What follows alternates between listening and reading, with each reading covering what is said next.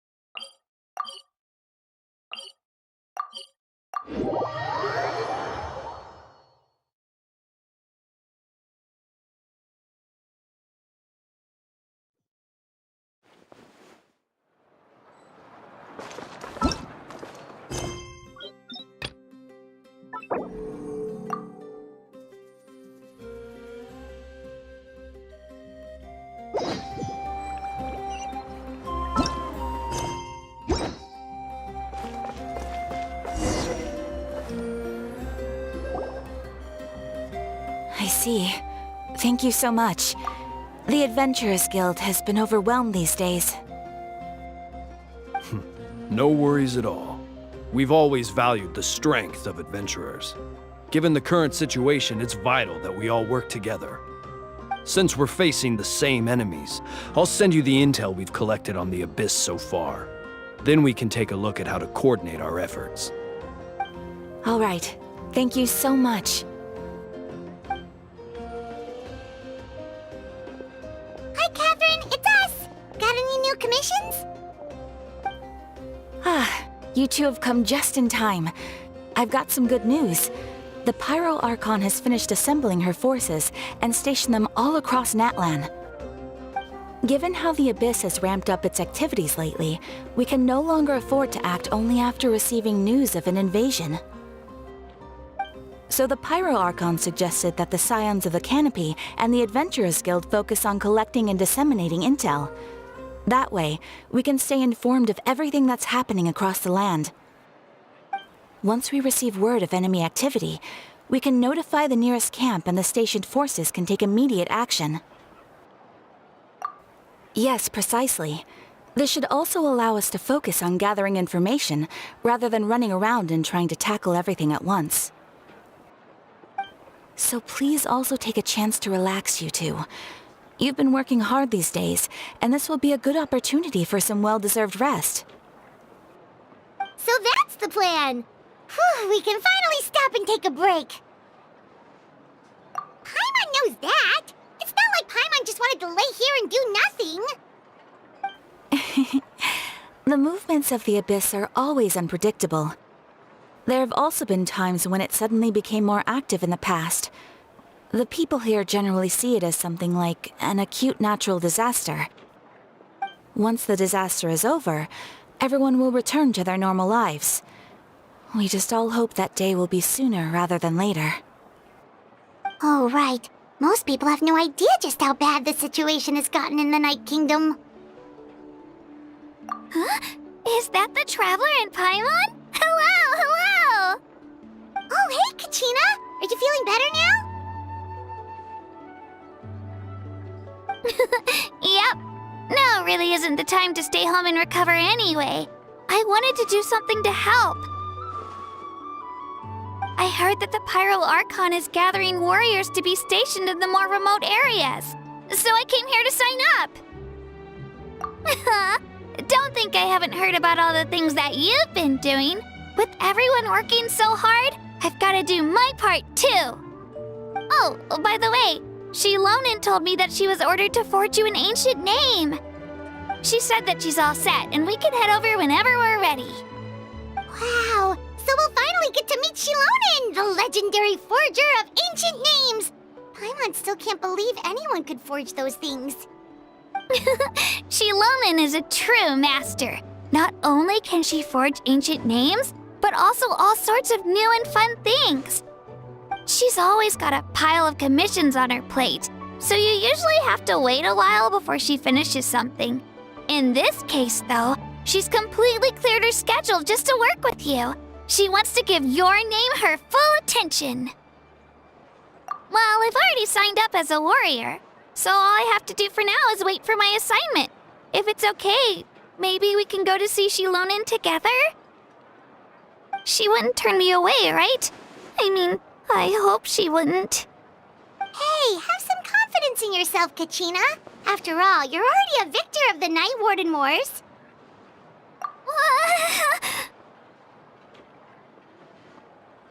On second thought, maybe I'll just find a hole in the ground to jump into and hide for a while.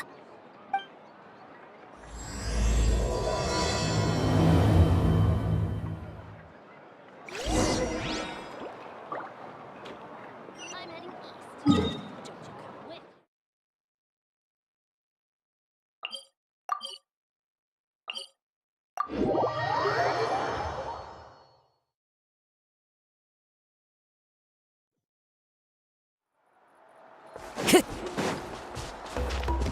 Time to go.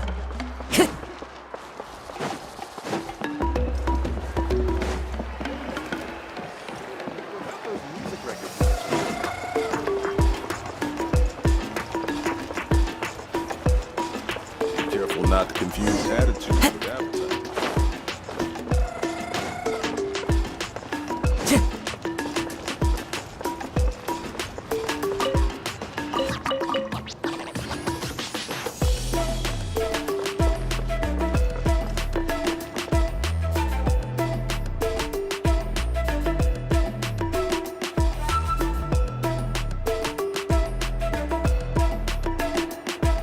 Shilonin, I brought the person who needs an ancient name.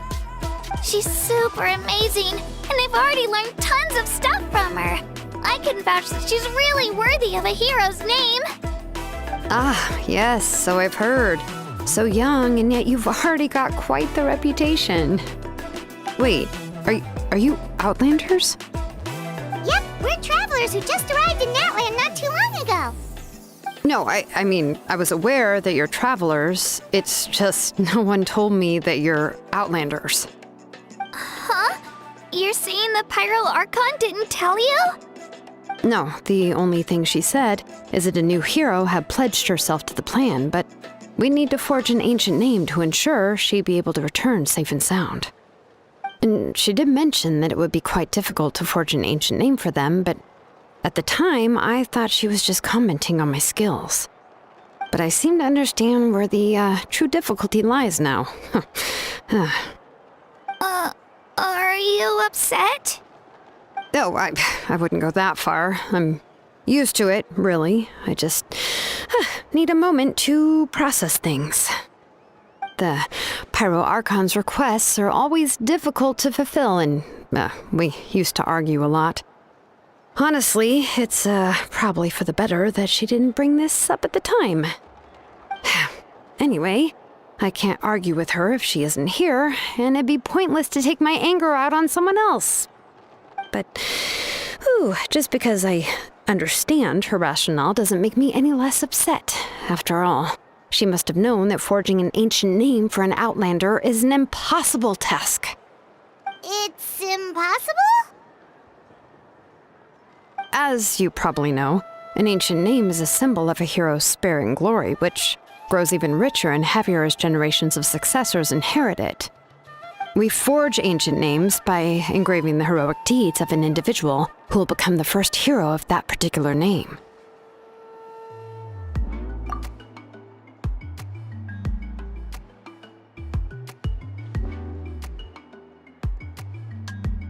But they were all performed outside of Natlan, correct? Yeah, that's right. Then those deeds haven't been recorded by the Night Kingdom. To take it one step further, even if you had performed heroic deeds in Natlan, as an outlander, your actions still wouldn't have been recorded by our lands. Only memories and experiences that have been acknowledged by the Wyab can be used as a basis for an ancient name. Even the greatest of craftsmen cannot create something out of thin air, you know. That's just how it is. Seems the Wyab don't want just anyone to get a name, huh? Mawika, of all people, should know better than anyone, yet she's still entrusted the task of forging the ancient name to me. Oh, Paimon gets it. Nobody's happy being asked to do the impossible. Why do I feel like this has happened before? I think last time, Shilonen just ended up running dozens of laps around the hills nearby.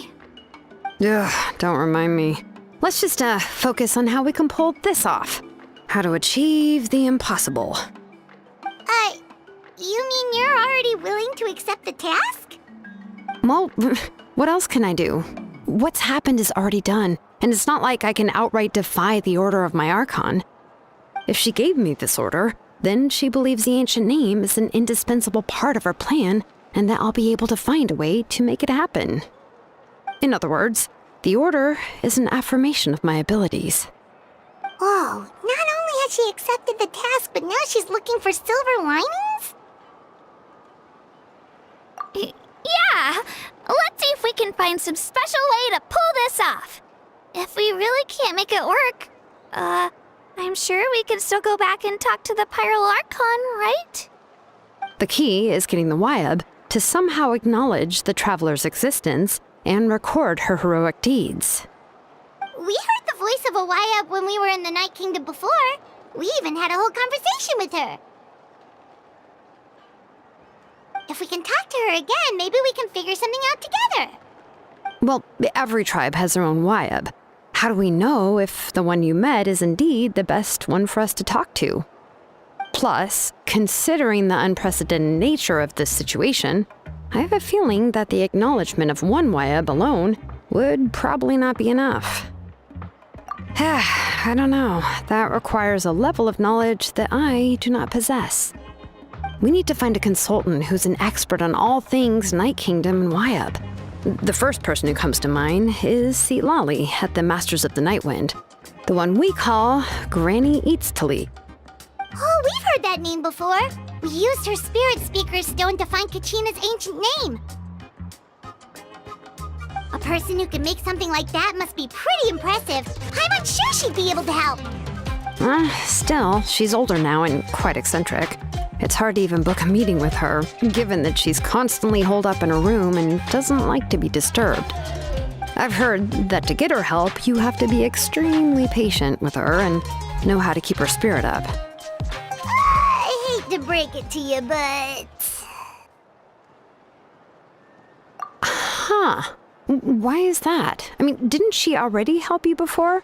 And you even managed to save Kachina. Well, yeah. At the cost of her spirit speaker stone being split into two. Huh? Great going, Mawika. We're already off to a rocky start here. In that case, I guess your only option is to try to emphasize that this is an important order from the Pyro Archon. Hopefully, Seatlali would still want to show respect to the Archon. I'll also write you a letter on your behalf. If you can find someone to deliver it and mention some good things about you, then that should help too. Oh! Let's ask Kanich to deliver the letter. He understands the whole situation and is already a familiar face to her.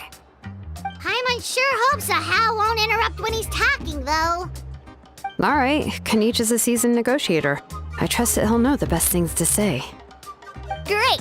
Then I'll go contact him right now. Please just give me a moment to write the letter, and we can meet up near the Statue of the Seven later.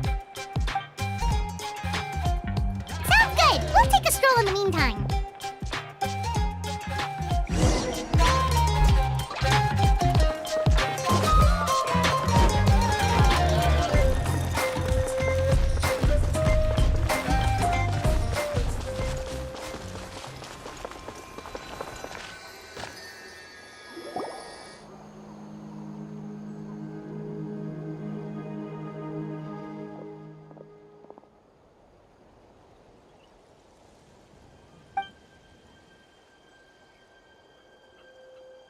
I'm sorry to put this on you, Kanich.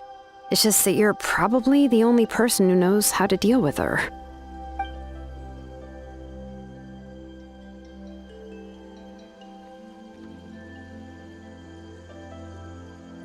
Oh, wait, so Kachina and the Traveler also know about the plan? Because we all saw a hero of the past rematerialize right before our eyes. And then Mualani said that a ton of knowledge and memory suddenly flooded her brain. The Pyral Archon explained everything when we came back from the Night Kingdom, including the reason behind the appearance of the hero, as well as the current state of the Night Kingdom. Right. She mentioned there are 6 heroes and that Shilonen is one of 4 that have already been acknowledged. Oh, well, then I suppose there's no need to keep any secrets between us. Having companions walk by your side is perhaps the best solace when facing such a bleak reality.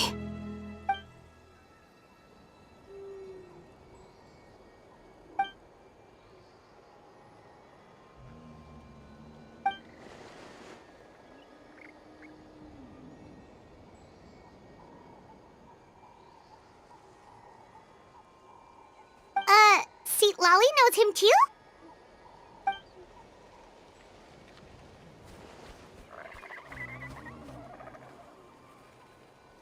Odd, huh? Given how the Masters of the Night Wind love to babble about dreams and revelations, they're already a pretty strange bunch to most. I've never met Auroran, but if they consider him the odd one, he's got to be pretty far out there.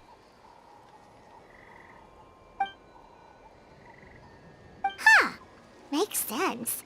But Paimon wonders how Seat Lolly could be the first one to notice Auroran's disappearance if she spends the whole day in her room.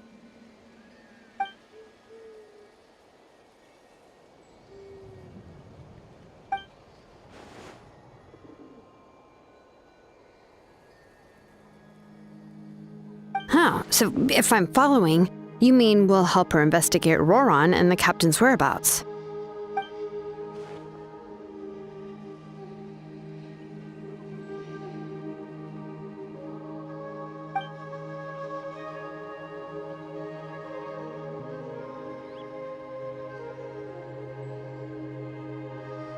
Yeah! Plus, we kinda owe her one anyway to make up for breaking the spirit speakers down. This is a pretty well thought out plan, as expected of Molly Poe Kanich. Then, yeah, I'll leave my letter to you. Let's hope Seat Lolly can meet at the stadium in 2 days. Take care out there, Kanich. I'll be heading back as well. There's still a few things I need to pack. Okay, then let's part ways for now. I'll see you in a couple of days.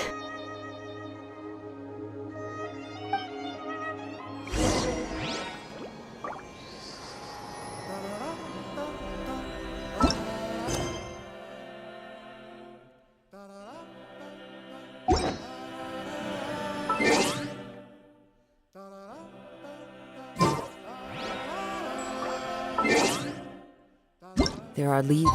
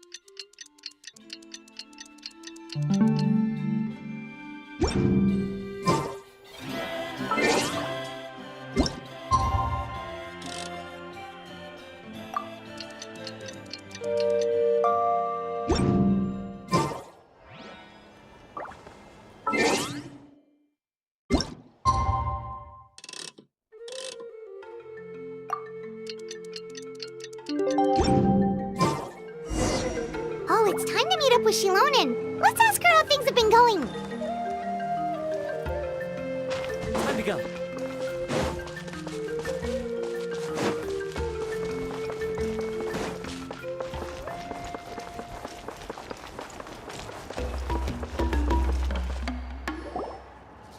Hey, Shilonen, how's everything going? Oh, hi, Traveler and Paimon. I have bad news. Seat Lolly did not reply to our request. Although, I suppose I'm not too surprised. Huh? You mean she didn't even bother to give Kenichi a response? Guess she really does have quite the ego then. Yeah, well, she can be also quite eccentric, though she's one of the most gifted people around. Even the Masters of the Night Wind often struggle to work with her. My guess is that she probably has other reasons for not deigning us with a response. But let's go to the stadium and see if we can meet her there. If we do get a chance to talk to her in person, we can still try to work something out. That's true. Let's go!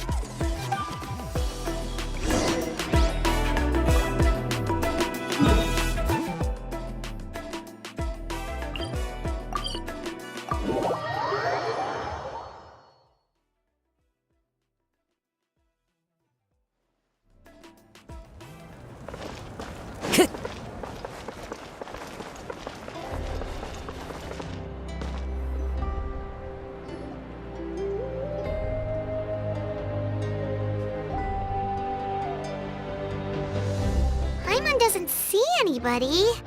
Seems she's just not gonna show up, huh?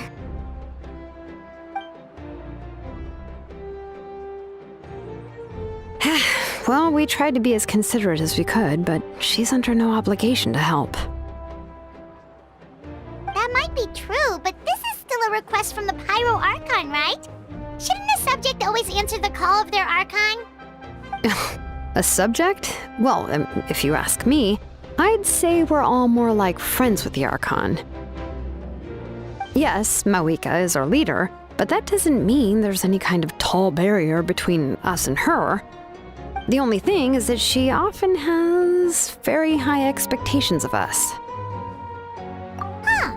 So even though she's super powerful, it sounds like she's actually pretty down to earth and easy to get along with. Unlike that old hag Granny Eatstily, right? Does she think she can ignore us just because she's famous?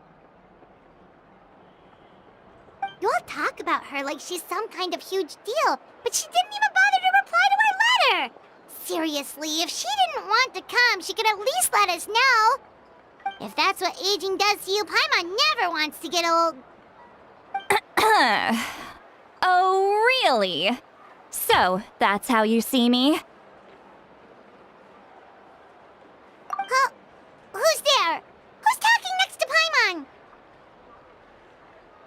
Oh, don't mind me. I'm just a disgruntled old hag, right? Come on, relax.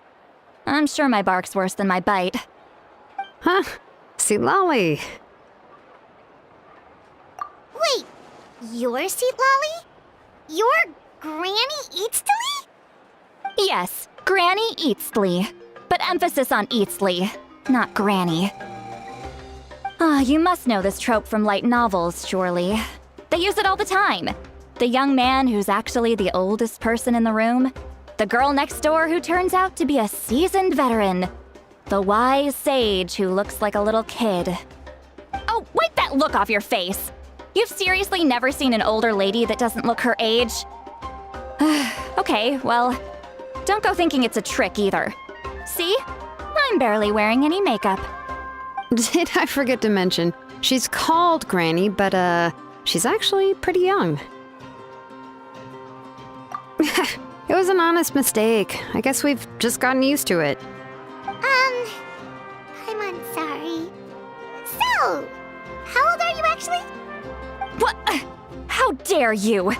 Don't you know it's rude to ask a lady her age? Paimon really didn't mean to offend you, it's just that your case seems really unique. Oh, Paimon just wanted to apologize, but now she's putting more and more of her foot in her mouth.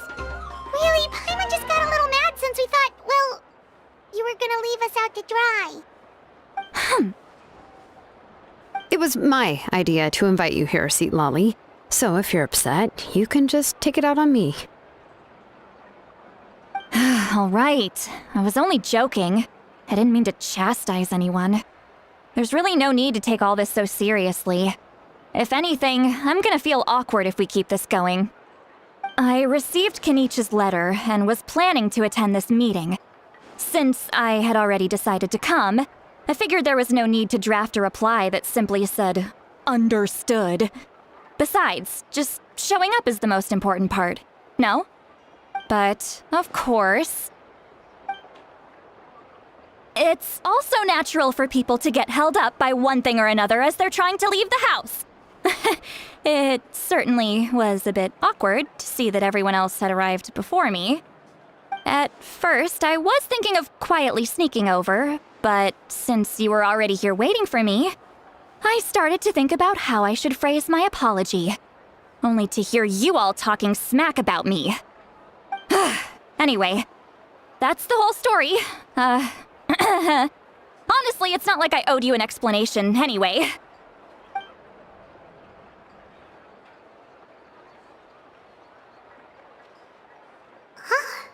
What's with that expression? Was she feeling embarrassed just now?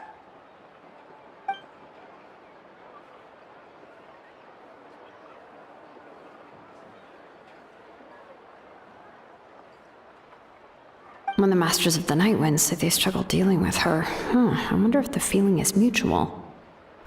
She seems to be pretty awkward herself. Everything she does and says seems a little forced. Anyway, Shilonen, I heard that you require my help in crafting an ancient name. Correct. The situation isn't like anything we've handled before. Let me explain.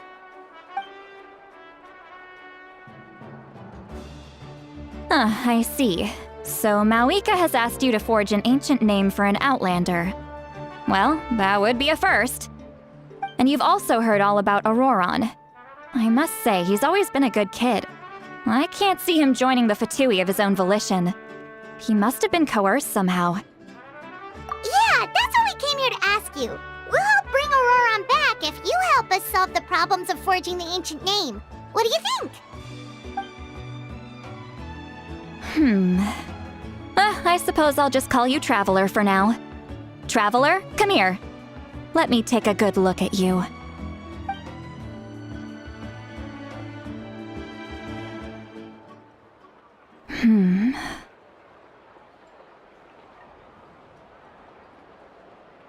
Wealth leads to unending conflicts between people. Yet you alone transcend the value of gold. Baleful thunder and wrathful waves bring terror to mortal hearts. Yet again and again, you've braved them to find new worlds. A weary yet free soul, even the most verdant leaf in the forest will pray for your happiness and safe passage. Those are all the things that I could see in you. You've experienced far more than even most mortals could dream of. You possess the heart of a sincere hero, along with the conviction to lift a torch above your head and walk headlong into the night. Huh? Don't move. There's something here. Huh? What thing? Don't scare Paimon. Is the Traveler gonna be okay? Shoo! That should do it. You've just returned from the Night Kingdom, so some fragments of souls were still stuck to your body. No need to worry. I've just cleared out the last of them.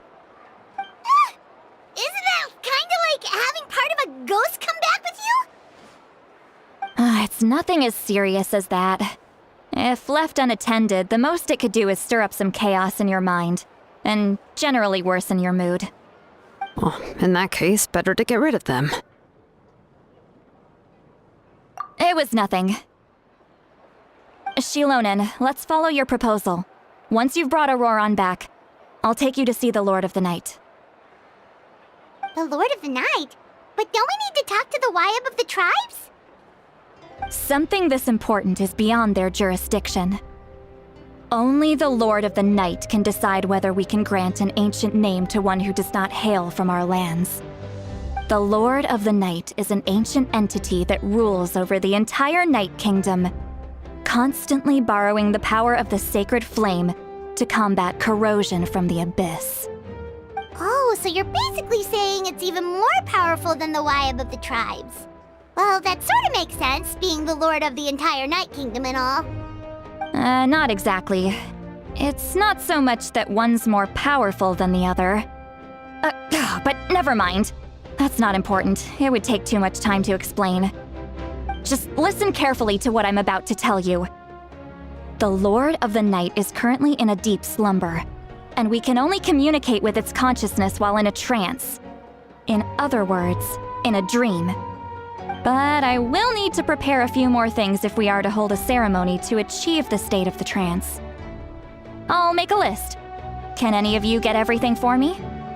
I can go. It'll probably be a long list, so better leave it to someone who knows all the local vendors. Sounds good. Then we'll go with St. Lolly to track down Auroron. Phew, the Fatui are nothing to scoff at, so please, be careful during your investigation. If you need any help, just come find me. Yep, we'll be sure to play it safe.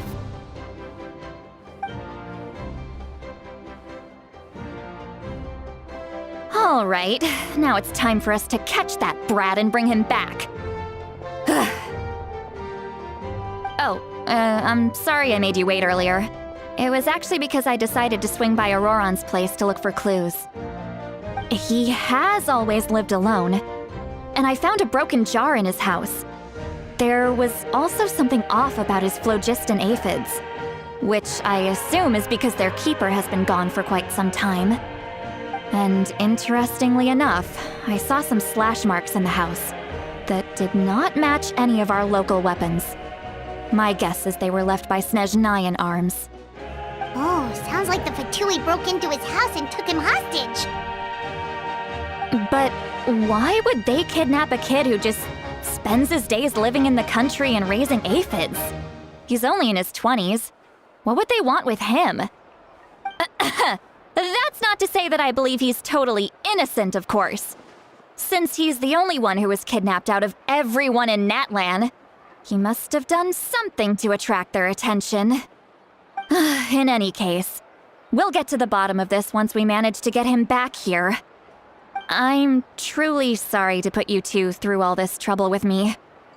But please help me get him back. You can count on us!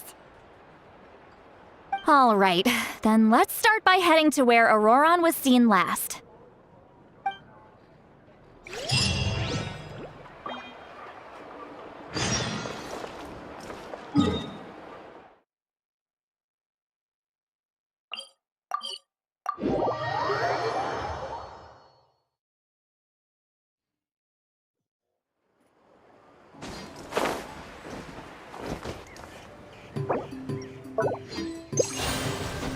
Follow the wind.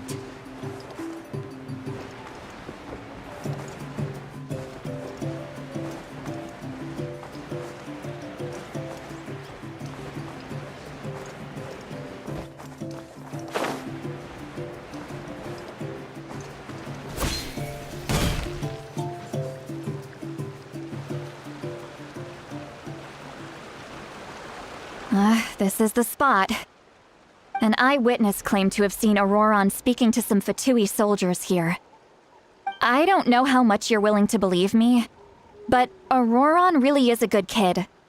I see no reason why he'd suddenly get involved with the Fatui. I'm convinced that what the witnesses saw was actually the Fatui coercing him, or perhaps trying to extract information. However, I doubt anyone would believe me, given there are no signs of a fight. Didn't Kanich say that she's a big name in Natlan? Feels kinda weird to see her so frustrated and helpless like this. Auroron? Well, he was left at the side of the road as an infant, and the people of the tribe took him in. You could say that everyone had a hand in raising him. He learned a lot from us, and once he reached adulthood, he built himself a house out in the countryside. He spends most of his days growing vegetables and raising aphids. living off of what he harvests from the garden. He's always been such a good kid. He would even get his friends to deliver whole bags of fresh produce to my place. Oh well, let's keep looking. He can answer all of our questions once we find him. He's been raising phlogiston aphids for a long time, and since they were disturbed, they secreted a special type of phlogiston. We can use that substance to track his movements. Let's follow the phlogiston trail. Huh? What trail? Paimon doesn't see anything. Oh, right. I forgot your eyes don't naturally perceive such things. Here, give me your hand.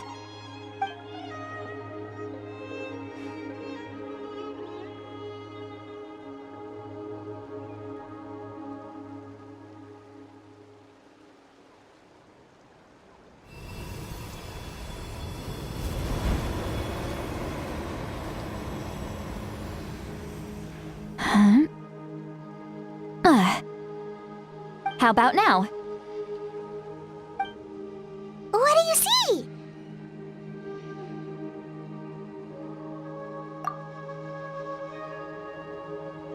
Whoa, Paimon can see it now too! That's right. I used a spell to temporarily transfer a portion of my senses to you. For a short while, you'll be able to see the phlogiston too. Wow, you can even share your senses with us? First time Paimon's heard anything like that. It requires a very rare spell that most people aren't adept at. But don't worry, it's a cinch for me. Between the two of you, it seems the Traveler's senses are a bit stronger than Paimon's. When I held your hand just now, I could sense that you've got a great affinity for phlogiston. You're extraordinarily gifted. Anyway, we'll need to use our vision now to track down Auroron.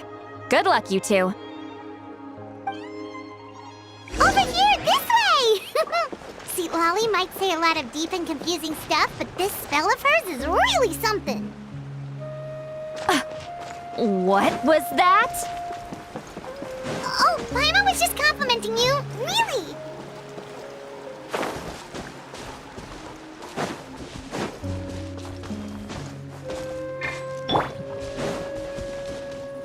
Come on! Show me your There is no prowess! escape! One with nature.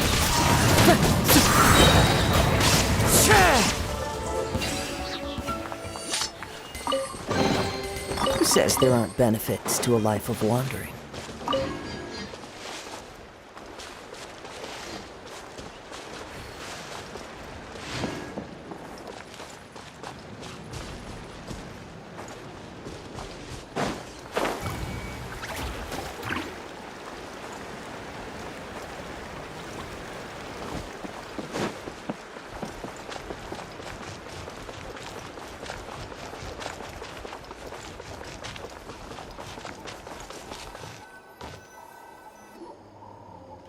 What does she mean by deep and confusing? As far as elderly shamans go, I'd say that I'm already pretty easy to talk to. Is there any other old hag who's as fluent in the language of the youth as me? But is my way of speaking still not trendy enough? I've already tried my best to match their speech patterns. But given the looks on their faces just now... Or perhaps I'm still not fashionable enough? But that can't be, right? Don't tell me they're still getting the impression that I'm super old-fashioned. Huh?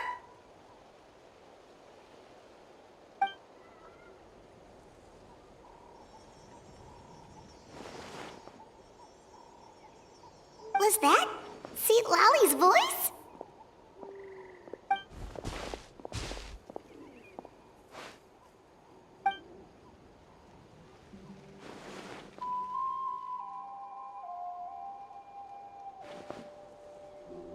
Now that I think about it, it's a good thing I found some helpers this time.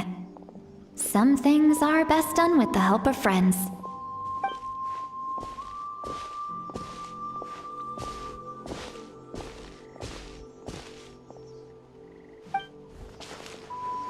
Oh? They appear to be feeling quite confident. Looks like our work will go smoothly.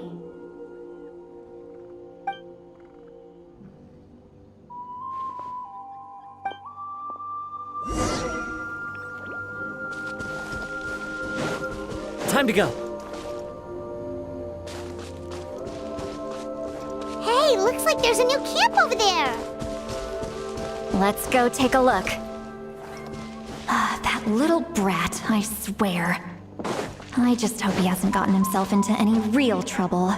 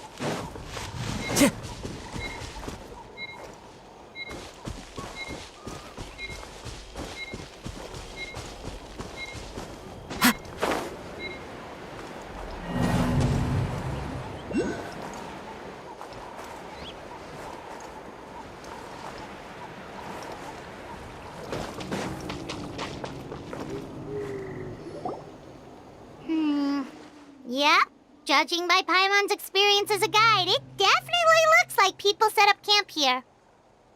Wait. The phlogiston here is a bit odd. Let me see. Paimon sees a small shape here. Could it be some sort of symbol? This is a distress signal for the Masters of the Night Wind. Only someone from our tribe would recognize it. So Auroron was indeed being threatened.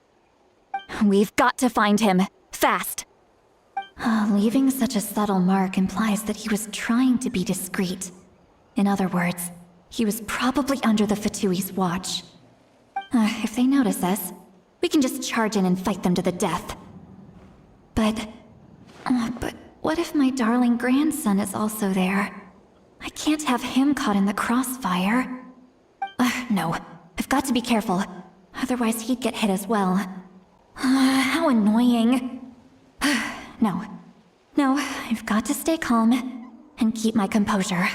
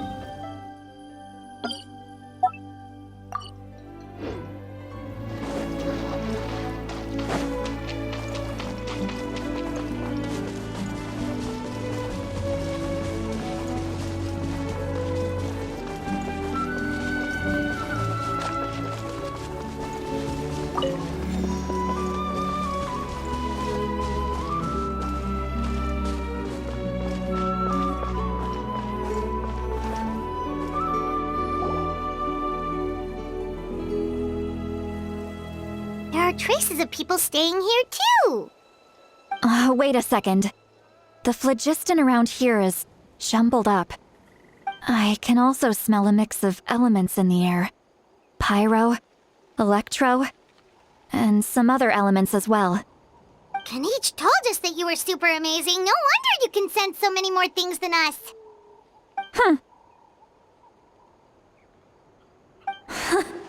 It's about time that little brat said something nice about me. There are signs of a struggle here. Judging from what's left on the scene, there must have been a fight. But After that, the factions seem to have gone their separate ways. Both the phlogiston and the elemental traces in the air support that. Do you still remember the little mark we found before?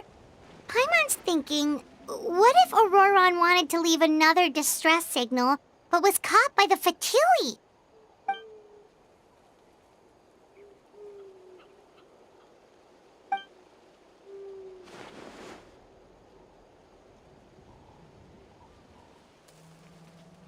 Given there are 2 signals leading from here, we should split up as well.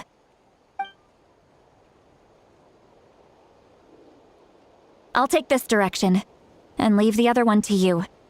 Let's meet up again later.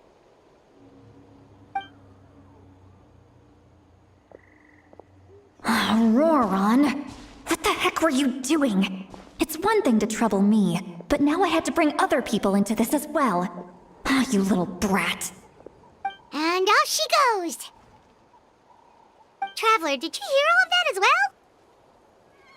Once Seatlolly left, that voice went away as well. Paimon even tried calling her name inside Paimon's head, but there was no response. So you were thinking the same thing! Paimon also thought that if we could hear what she was thinking, then she could probably also hear what we were thinking in our heads. She did say that she was quite adept at this spell, and it doesn't sound like she's had any trouble with it in the past. Huh, maybe we're a special case and can hear her thoughts as a side effect. If you think about it, she's really got a lively inner world. It paints quite a different picture from Paimon's first impression of her.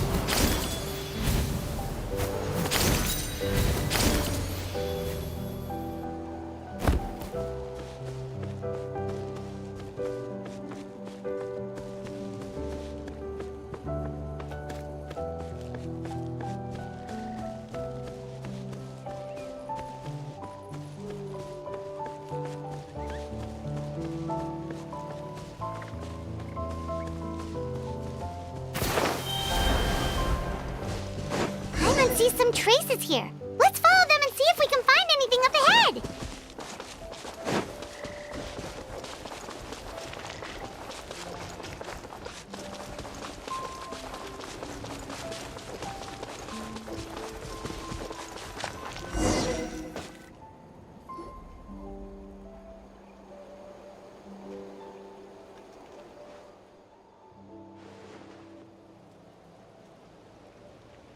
Did you find something? Huh. So we can't tell where Auroron might have gone from here. That's weird. The phlogiston trail suddenly stops.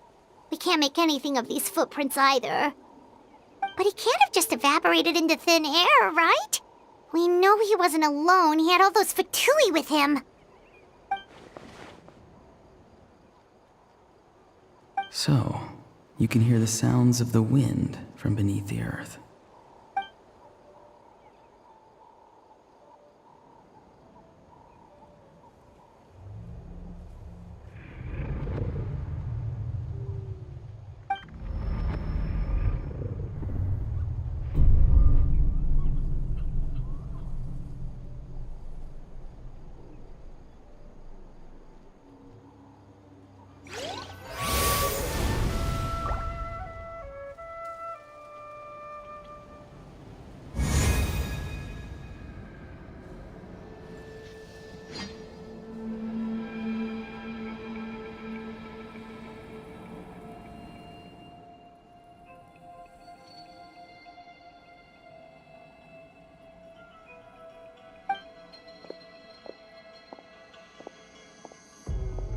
I'm very sorry, but please do not move.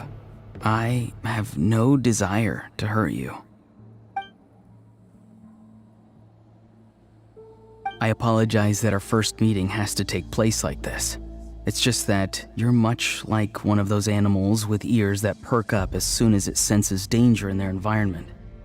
And given your combat proficiency, I would not have been able to gain an advantage over you if you were anywhere else in the world. However, you're now in the Night Kingdom, a familiar domain to the Masters of the Night Wind. Hello, traveler. I'm Auroron, the one you've been searching for. Ah, the Fatui's custody. I see. So even Granny has told you that I was coerced by the Fatui. I'm afraid you've been brought here by a lie, like a false omen in the lingering smoke. My friend and I only left those traces to lure you here. Deceiving you was never our true intent, however. It was simply the fastest and most feasible way for us to set up a meeting. Greetings, traveler from afar. Be careful with this traveler. Her soul is temporarily restrained by us, and it appears to have become more fragile in the process. It's taking all my concentration to hold on to her.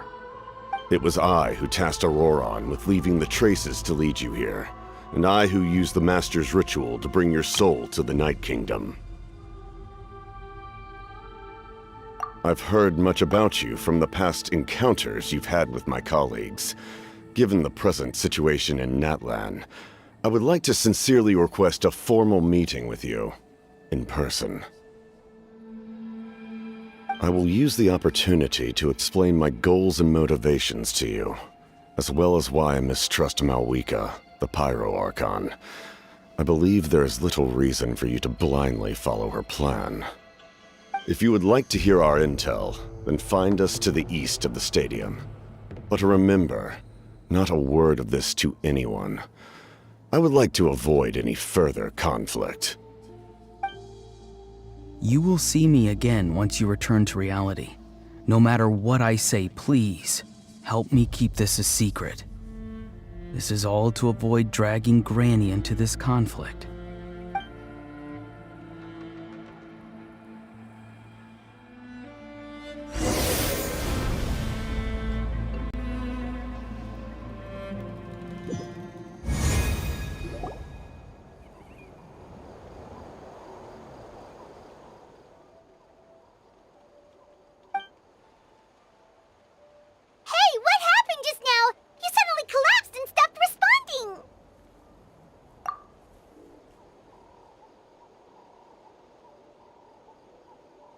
Hey, why are you sitting on the ground?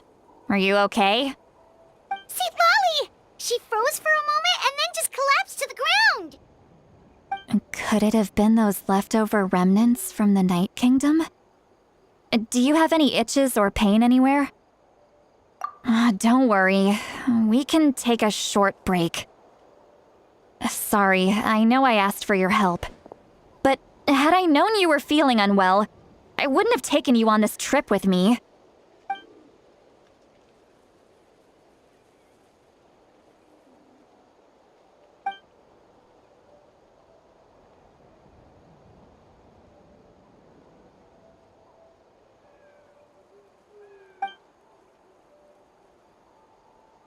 If you're feeling sick, you should just say so.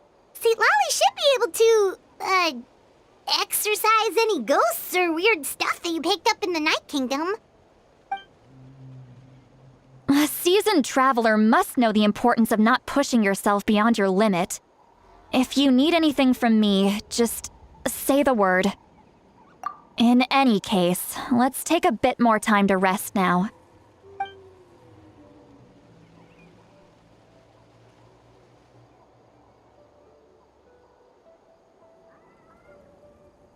Need to be more careful next time. Feeling better yet, Traveler? All right, let's get ready. I followed my phlogiston trail earlier to a stronghold guarded by soldiers. I have a feeling that Auroron is probably being held inside. Oh, so it's close by. Then let's head over right away. Well, I recruited you to be my helper, which means we're in this together. Like the wind and the clouds. We either move as one or not at all. But if you want to make it up to me, then just be sure to fight extra hard when the time comes.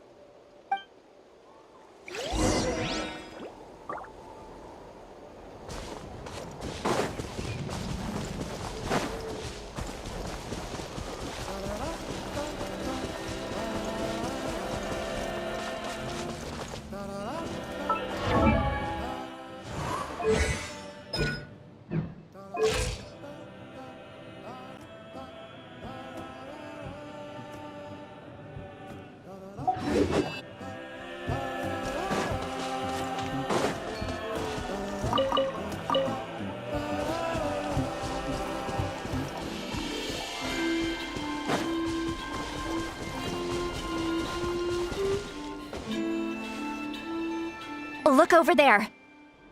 Huh? I don't think she sees someone in the middle of the camp. That's Auroron. So he really was taken by the Fatui.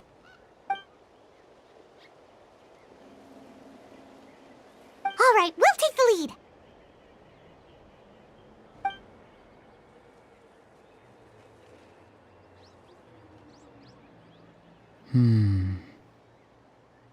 Hey, quit daydreaming. Don't you have work to do? I cannot see the sun. What? Without the sun, I cannot see the truth. You are currently blocking the light, so I must beseech you to move aside. Huh? Okay, Mr. Philosopher. That's enough mumbo-jumbo. Wow. I'm going to rip that guy's head right off. St. Lolly's struggling to control her temper now. Are you ready? Let's go kick their butts. On my count. 3, 2, 1!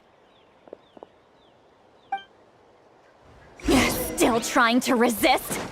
You've got no idea who you're up against! No excuse for slacking! How dare you! Shine down!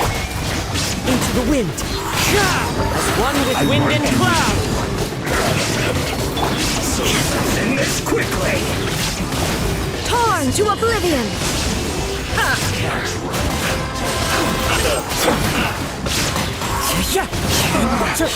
Looks like I went too far. Auroron! Granny! Paimon knows she's called Granny Eatsley, but it's still kind of weird hearing someone actually call her Granny. And greetings to you too, other Granny. What did you just call her? Granny. Is that not right? You are Granny's friend, are you not? You seem to be approximately the same age as her, so I figured you're also a Granny. How many times have I told you? It doesn't work like that. There are a lot of people who look about the same age as me. You can't go around calling everyone Gramps or Granny. Oh, wait. He's not a child, is he? Don't tell Paimon he's one of those people who look like an adult but are actually only 8 or 9 years old. Oh, your words have pierced my heart like a thorned vine. Given how hard those thorns are to remove, I may just need to find a pair of tweezers. Why are you so upset? You can just say yes or no. Of course I'm not a child. It's just, Granny always taught me to show gratitude where it's due. And since the Masters of the Night Wind raised me collectively, I basically see everyone above a certain age as an elder I should look up to.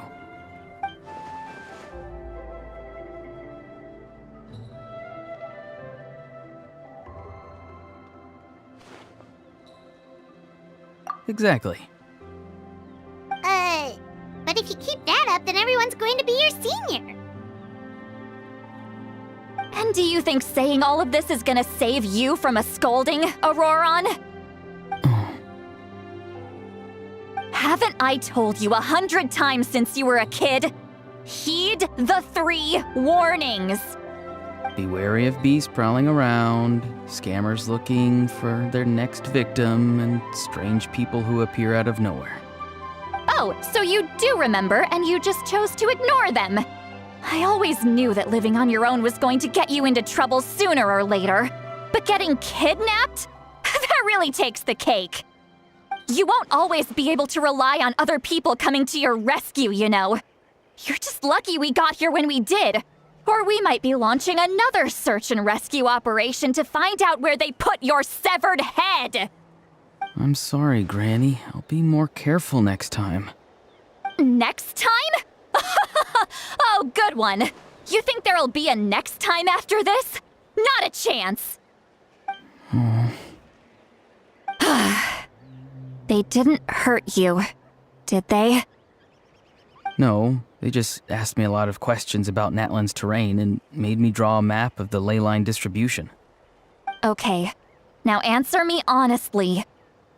Were you the one who helped the captain escape after his battle with the Pyro Archon? Yes.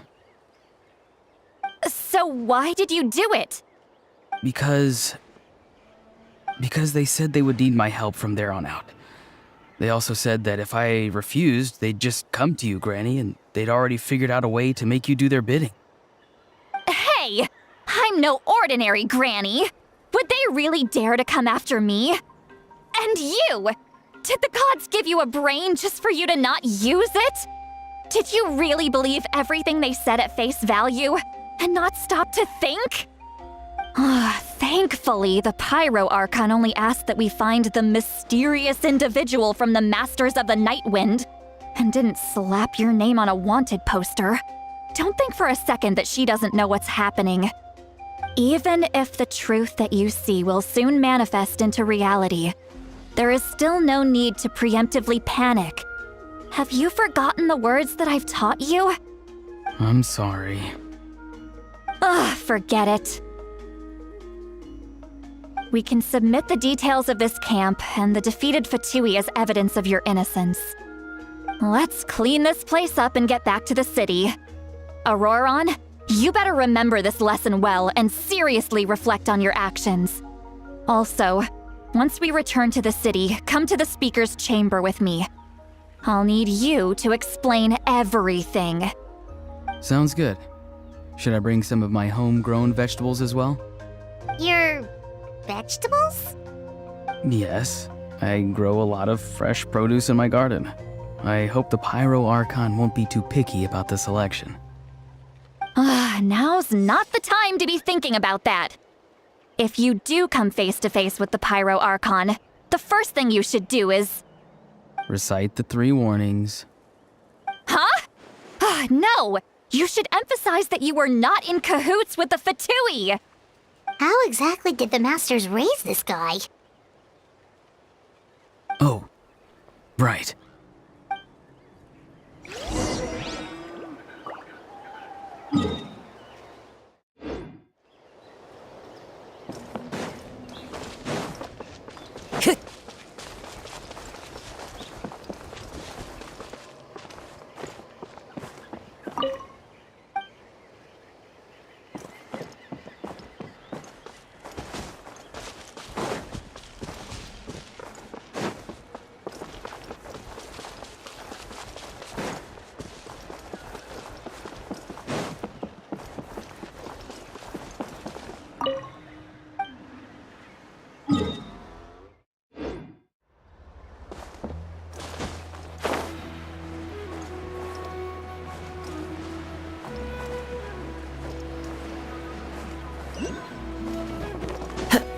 Follow the wind.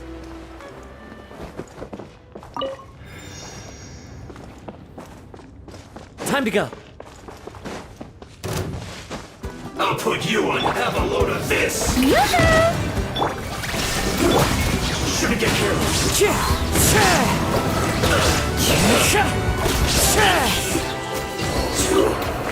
Low. Brings a smile to my face.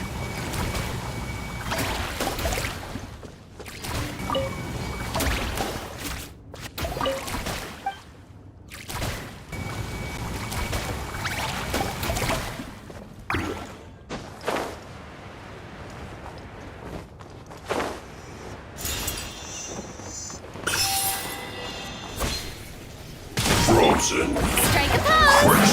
Lightning, echoes!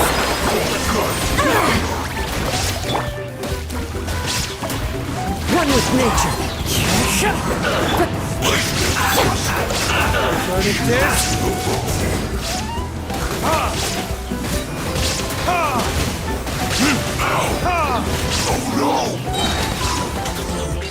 Disgusting.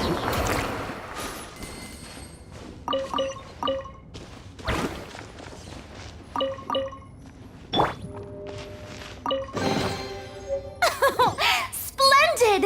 More interesting trinkets for me.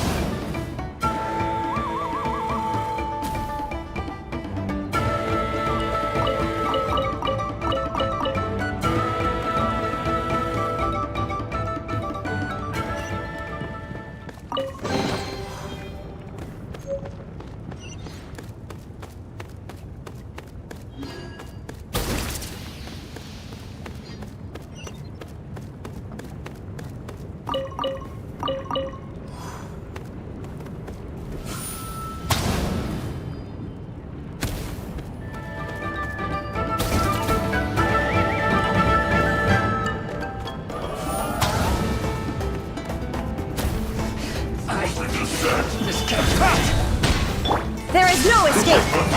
Into the wind! You're not going anywhere!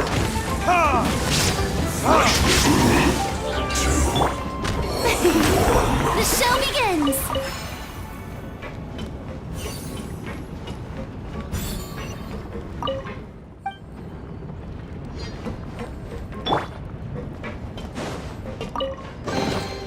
But a momentary distraction.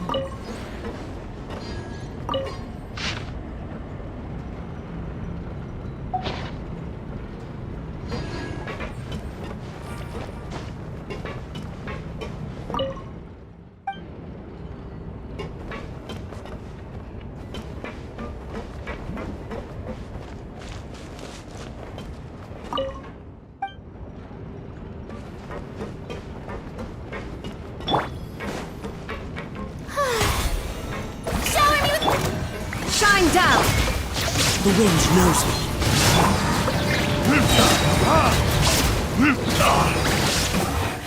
This isn't good.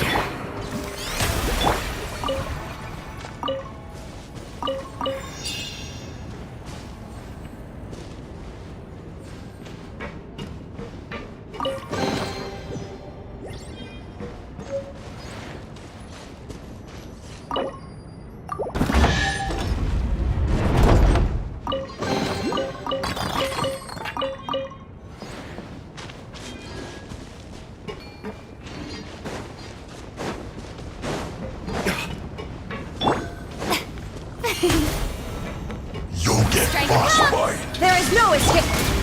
Into the wind!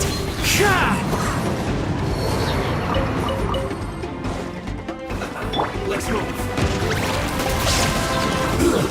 Shouldn't get careless. Illusion shattered! Take them. I have no need.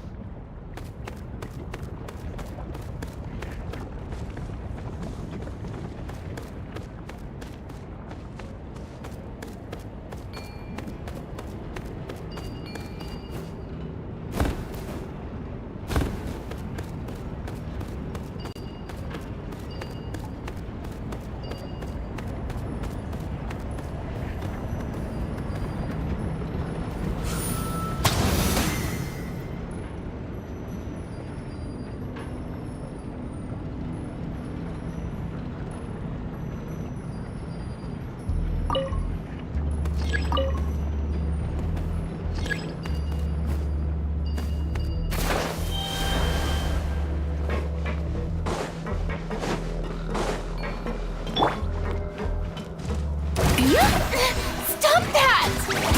Let the world come on! There is no escape! One with nature. Clouds high. The bird's like I went too far. Miscalculated.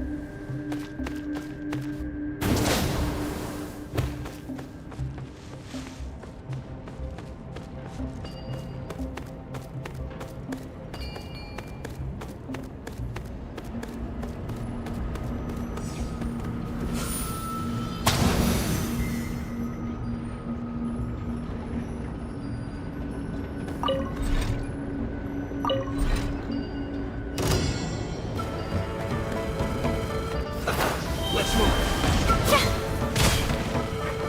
Don't be a killjoy. We've only just begun. Strike a pose! Illusion shattered!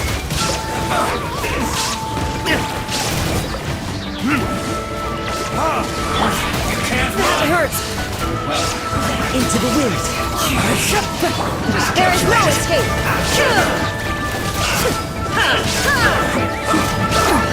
Insolent! As one with wind and cloud. The wind knows me. Shine down! I guess. Shower me with praise! Let my name echo in song! One with nature.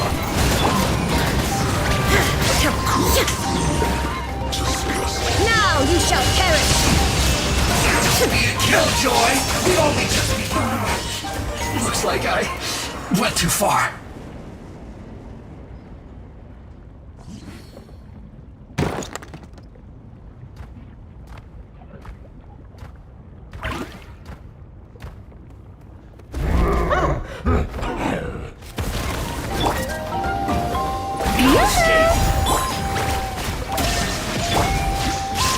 Into the wind.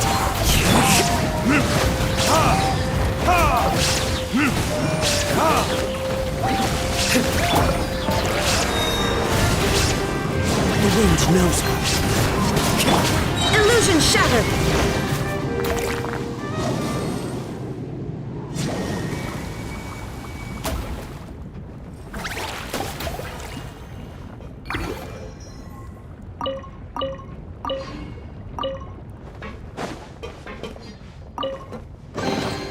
But a momentary distraction.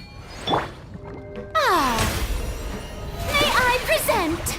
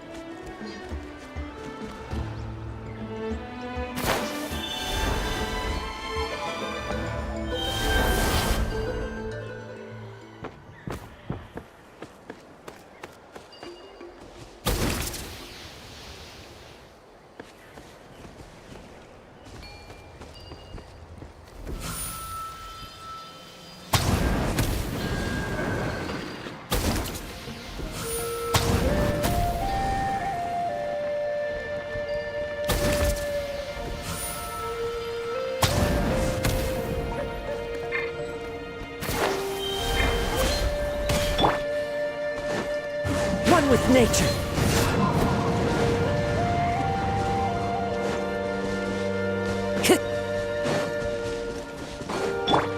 The show begins!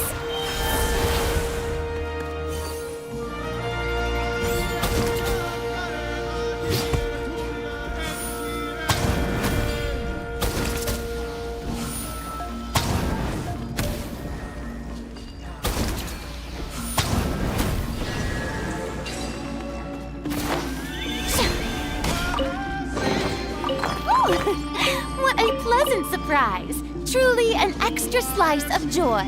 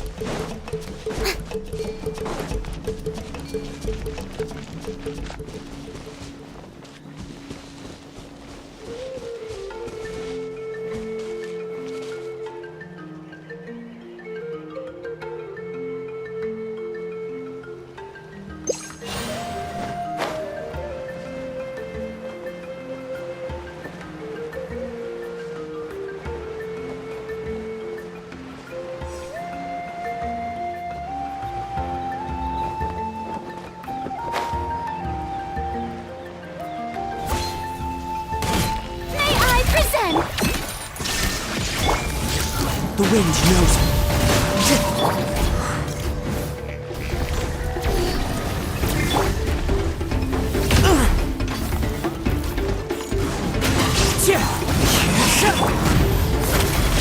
Time to shine!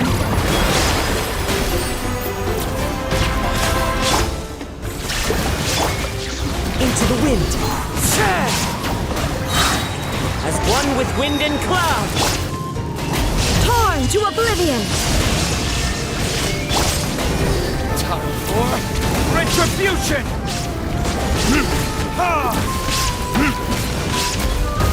Damn you!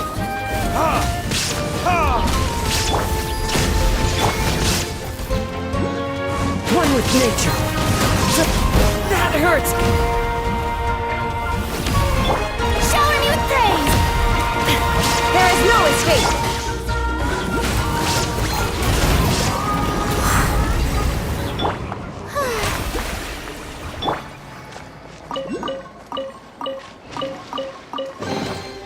Who says there aren't benefits to a life of wandering?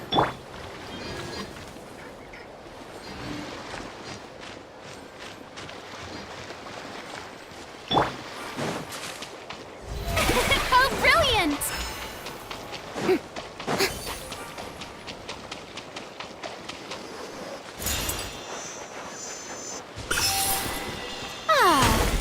Let's hope you put up a good fight. Rain of bullets!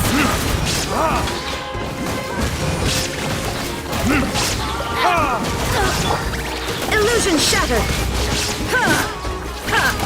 Well played. Take them. I have no need.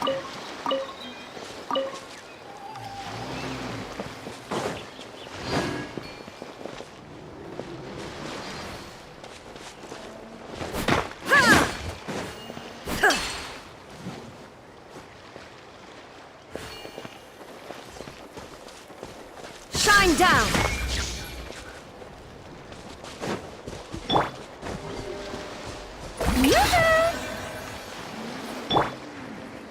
Into the wind.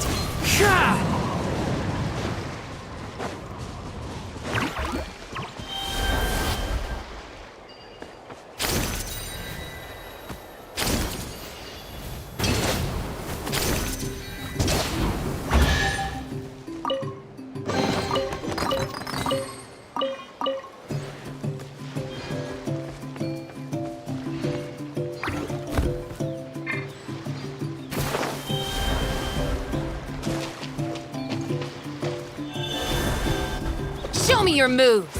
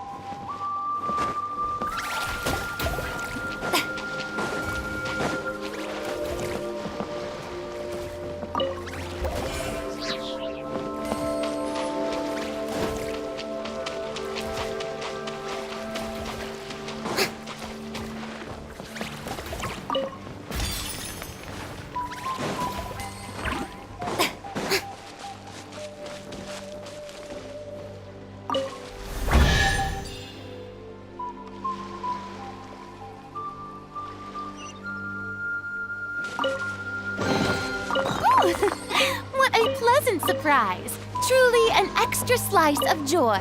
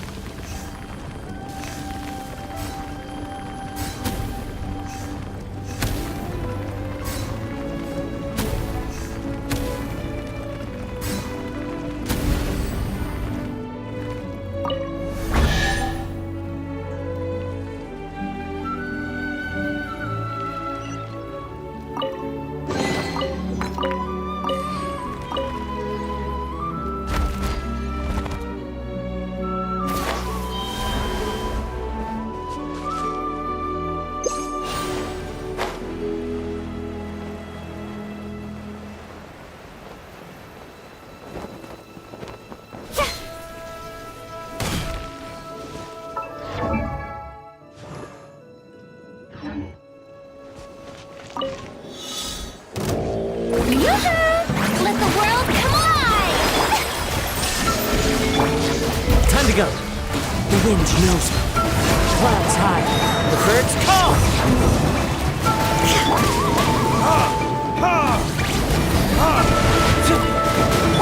Illusion shattered!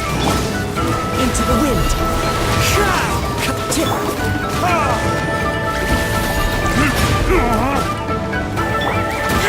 Shine down!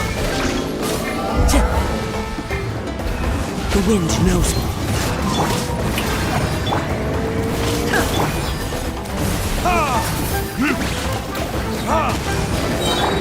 There is no escape! Furnitures.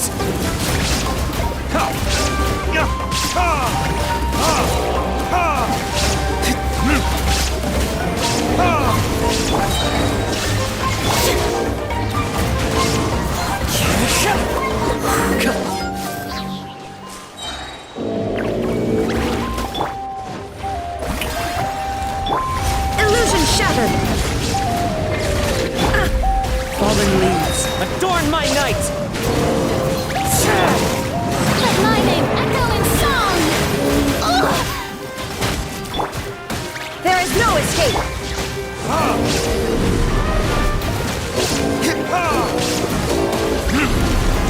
My flame has been extinguished. Illusion shattered!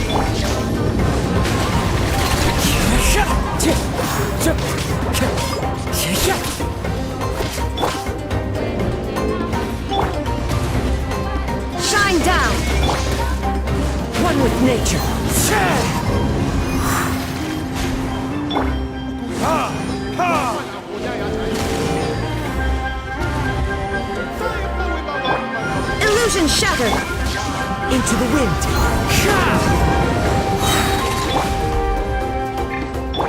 As one with wind and cloud!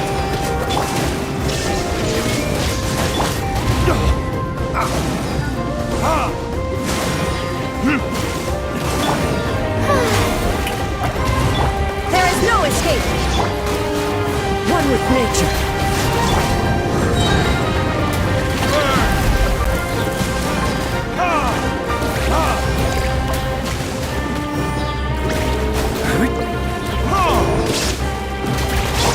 Illusion shattered!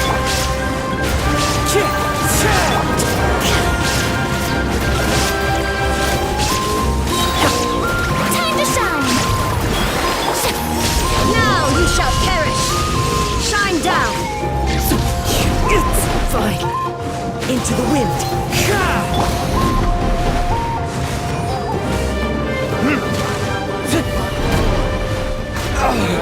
Where did I go wrong?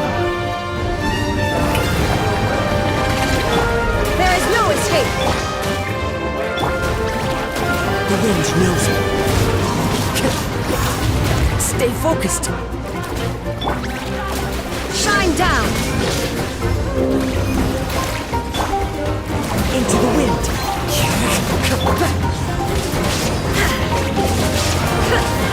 There is no escape! The wind knows it.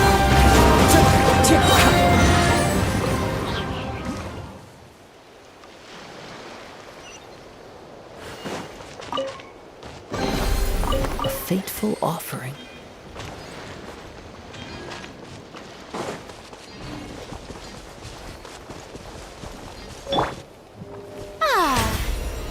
How brilliant!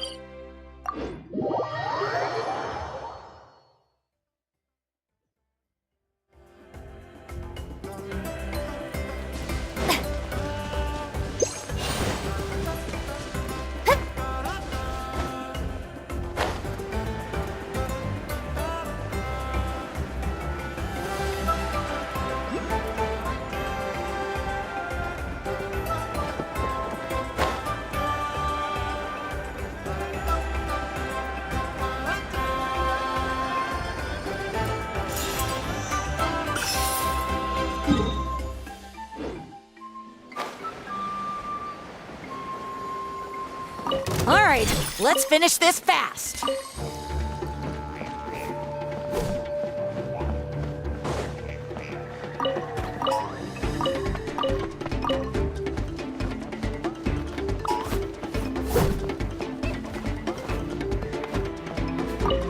Out of the way or get blown away!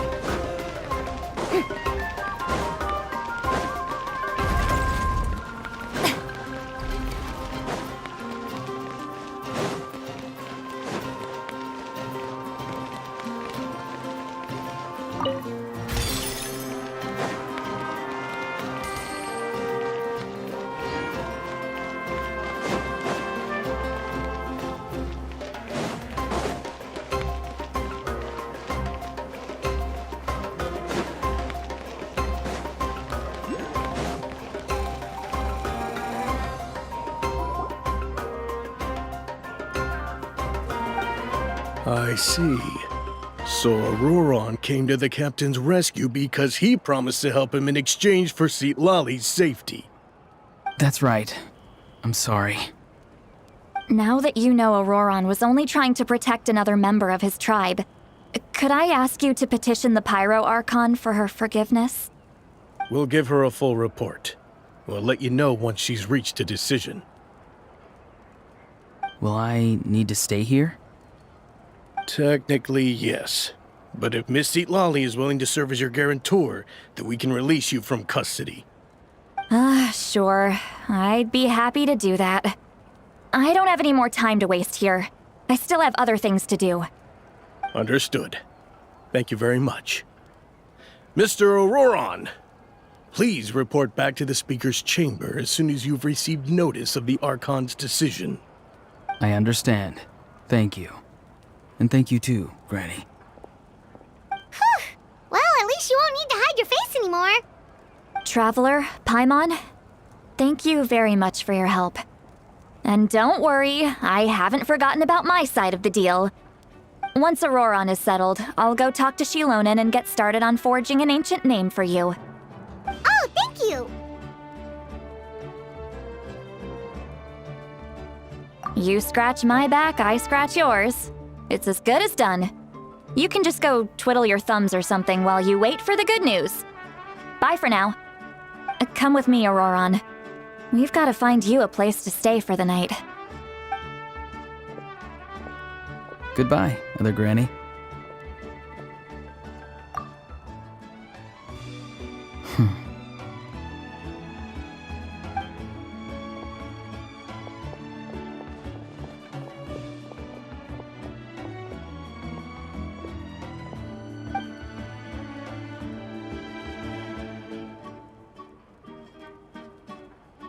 Oh, we're finally done.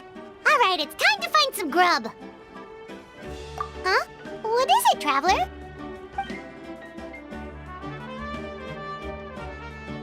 What? That captain? Sorry. Paimon just didn't see that coming. So you really saw him in the Night Kingdom? And he didn't attack you? Oh, that Auroron, what is he up to? He sounded earnest enough just now. Paimon would have never guessed anything was happening. All that stuff about protecting Citlali and being forced to help the Fatui when he's actually been a willing accomplice all along. Yeah, you're right. Still, Paimon appreciates you telling her about this. Paimon will support your choice no matter what, so if you want to go, we can go together.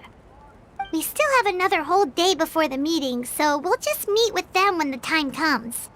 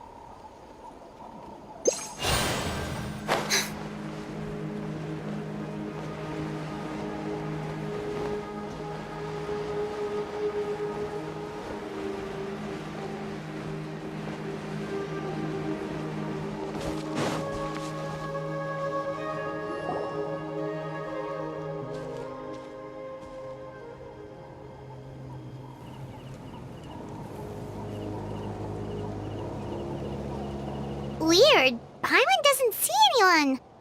Oh, please don't let this be a trap.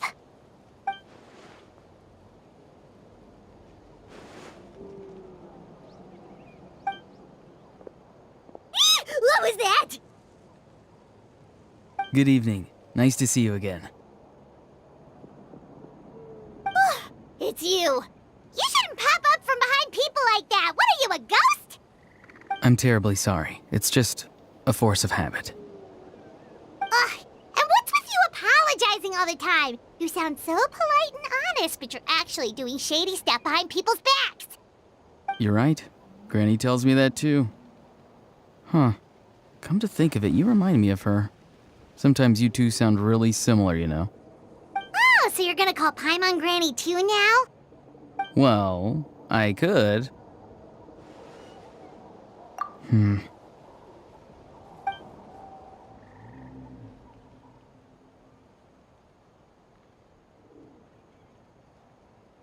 It's all clear. Over to you. Excellent. The fact that you showed up proves that I was right about your character.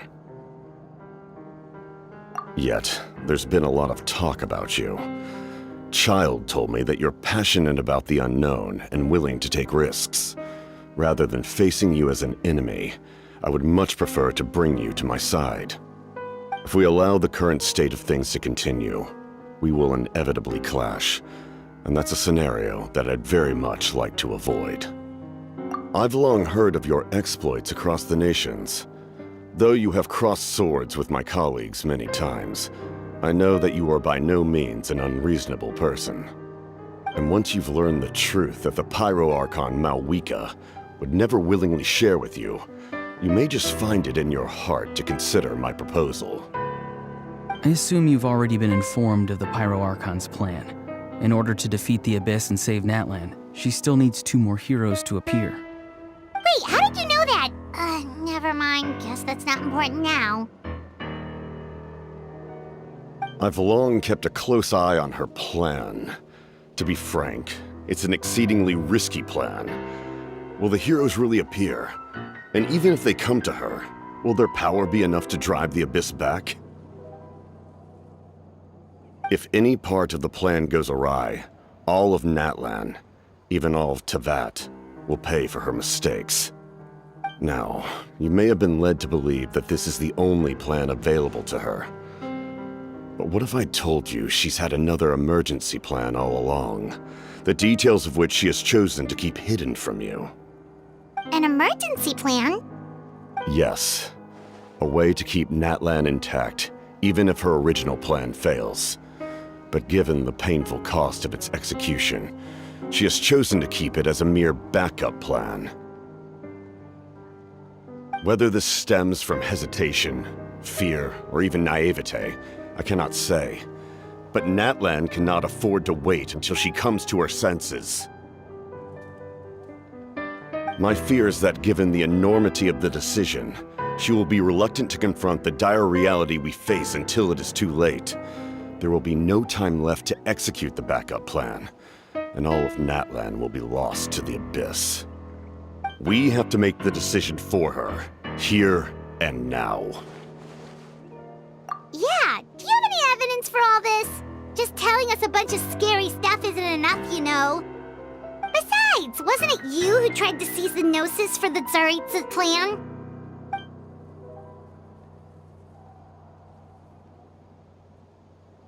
I knew you'd be clever enough to see.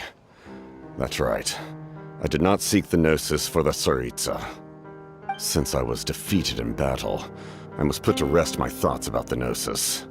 But even so, my desire to save Natlan remains unchanged.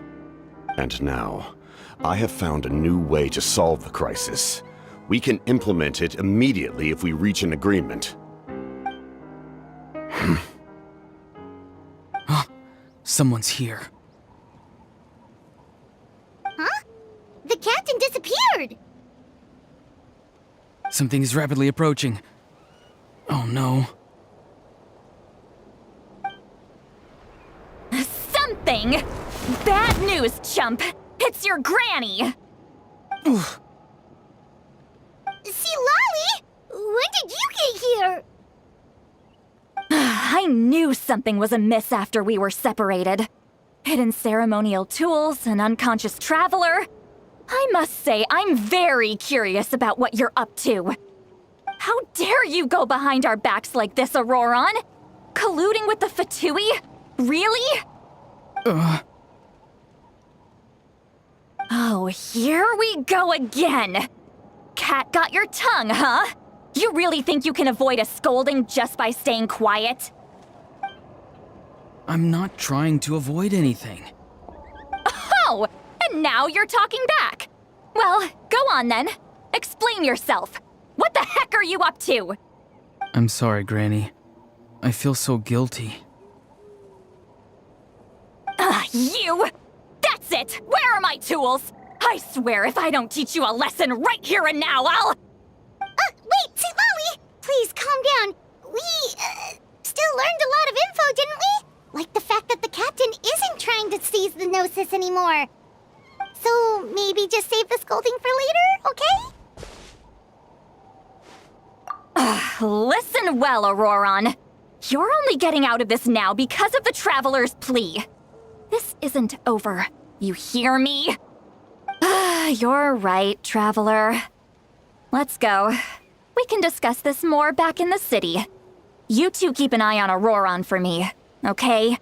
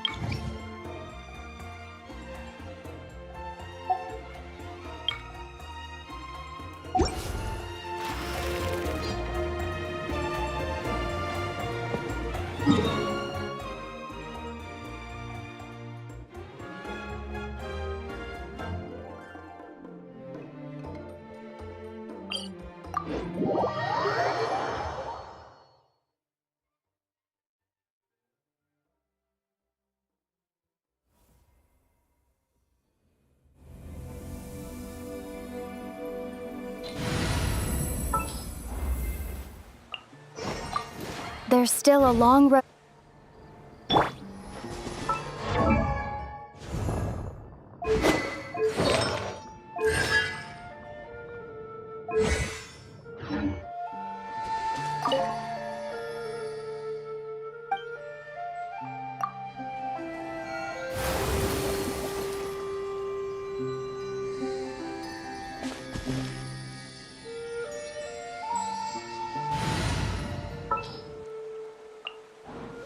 Let's finish this, swiftly.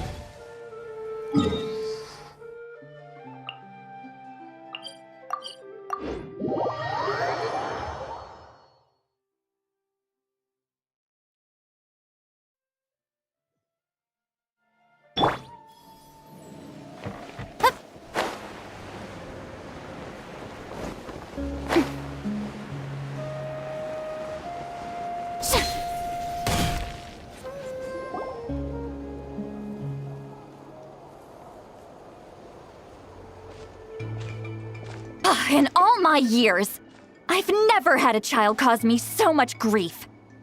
Do you seriously not see what's at stake here? You've got a head on your shoulders, Auroron. Use it! Why did you help the captain? And I want the truth this time. No answer? Think you're being smart? Then let me ask a different question. What does the captain want? What is his purpose in Natlan? Really? You're just going to stonewall me?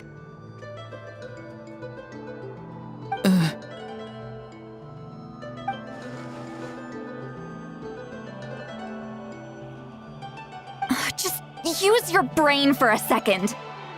What do you possibly stand to gain by helping the captain? Only endless trouble awaits you and everyone in the tribe. You've always been a good kid. Why would you throw that all away now? If you're worried about something, just talk to me. Granny would much rather we had a conversation instead of constantly clashing like this. Why is he staring at us all of a sudden? I'm sorry that you have to hear all this. You're very kind. Most people would have fled by now. Not everyone can handle Granny's scolding. Oh?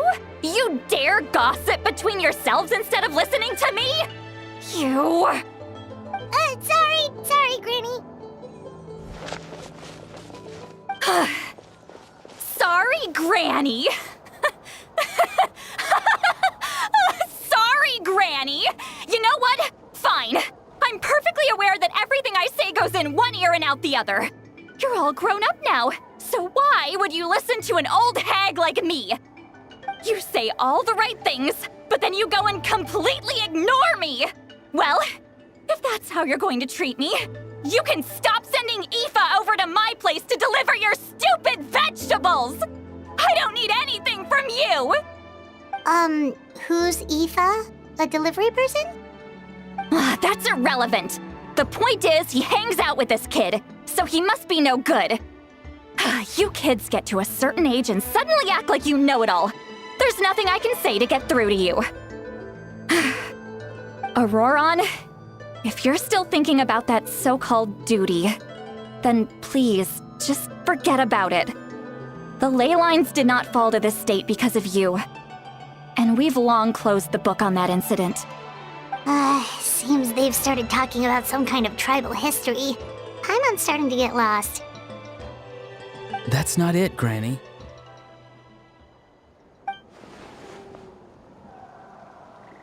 I know you tend to get down on yourself when you're upset, but I can tell I really hurt you this time. All I can say is I'm sorry. His voice. Auroron! Where have you gone? It sounds like he's somewhere super far away, but isn't he right here in front of us? I'm really sorry. It's up to all of us to do everything we can to save Natlan. So I've got to go. Get back here this instant! Auroron! What is this?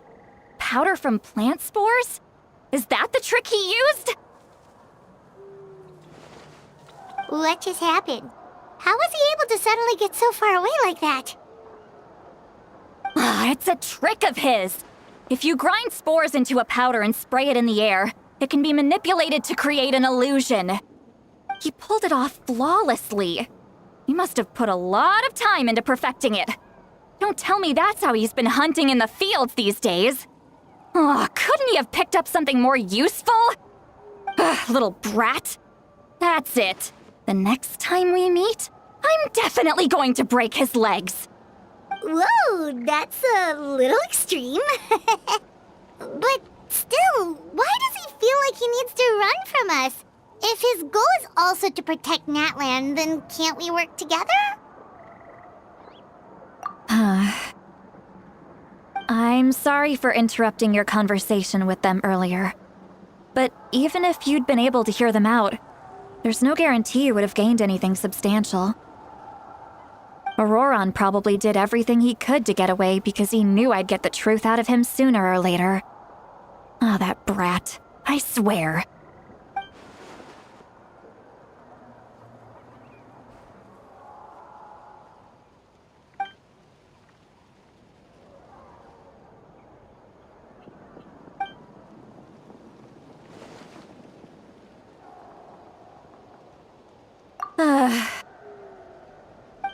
We've got quite a long walk back to the city. Let's take our time. It'll give me a moment to figure out how to explain all this.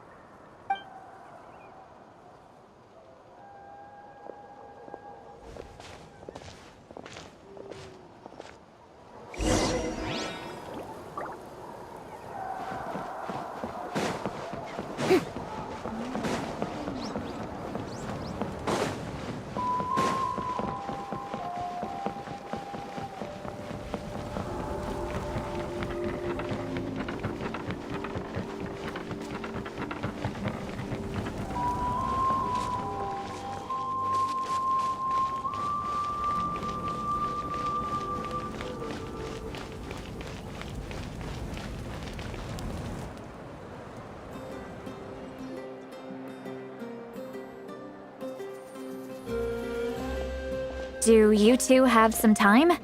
Feeling hungry? How about we get something to eat?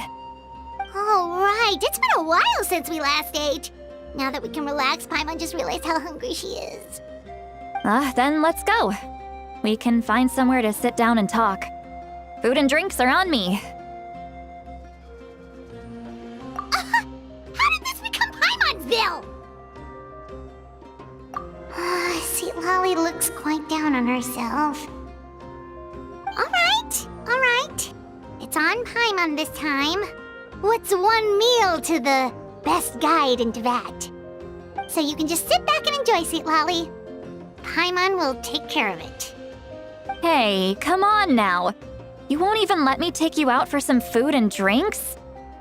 I just wanted to treat you to a meal. Are you sure? We can save you some Mora.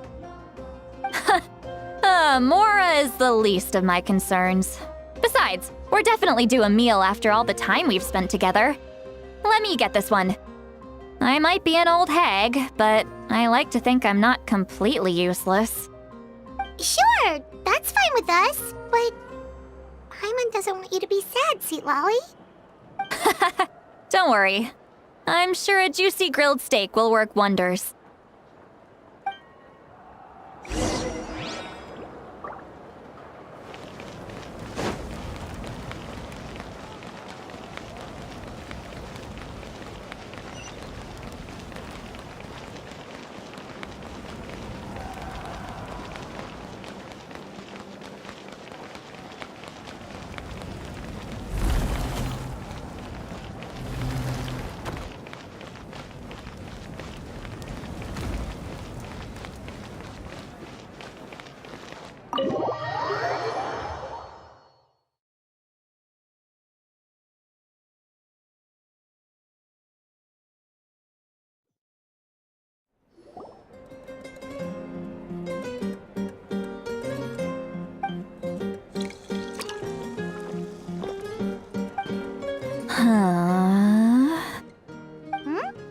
What are you looking at?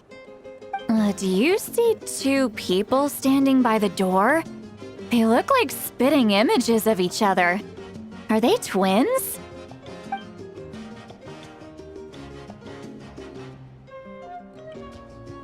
But Paimon only sees one person there. Huh? How could that be? I guess my mind isn't as sharp as it used to be. Give me another bottle, boss! Do you think she's drunk? There you go, miss. Oh my, it's not every day you get to see Granny Itzley here with some friends. Not to mention ones who've made a huge name for themselves recently. Oh, so you've heard of us?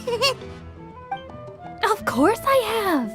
Aren't you the ones who saved Kachina and brought her back? No wonder you hit it off with Granny Lolly. She wouldn't spend time with just anybody, you know. I don't even remember the last time I saw her with a new friend. Wait, so you call her Granny too?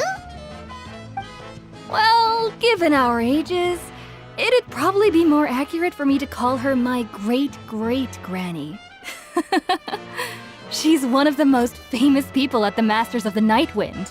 Most days, hardly anyone even dares talk to her. Huh? Gossiping about me right in front of my face now, are you, Chonka? Oh, please, Granny, I wouldn't dare. I'm just beyond happy to see you bring over some new friends. After all, any friends of our regulars are sure to be great customers too. All right, that's enough. Go on now. I'm sure the other customers would like to talk to you as well. There's no need to keep staring at me. I promise I'll keep my alcohol down until I leave. Well then, you have my thanks.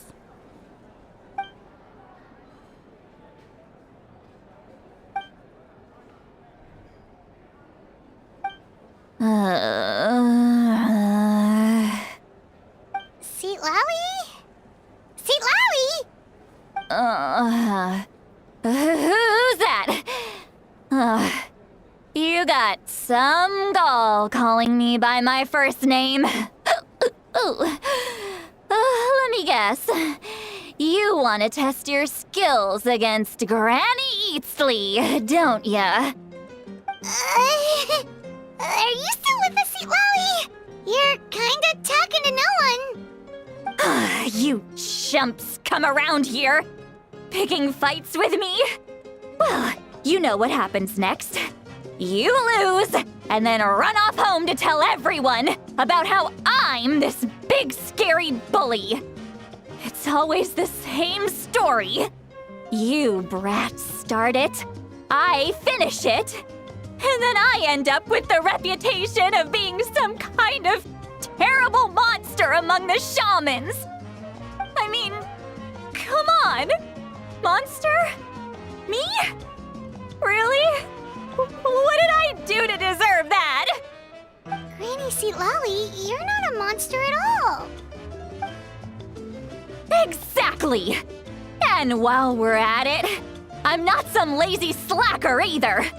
Between meditation, advising the chief, and speaking with the Wyab, I actually have a pretty packed schedule, you know.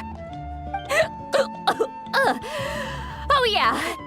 And I have to mentor all the new kids. Hey, new kid. Yeah, you.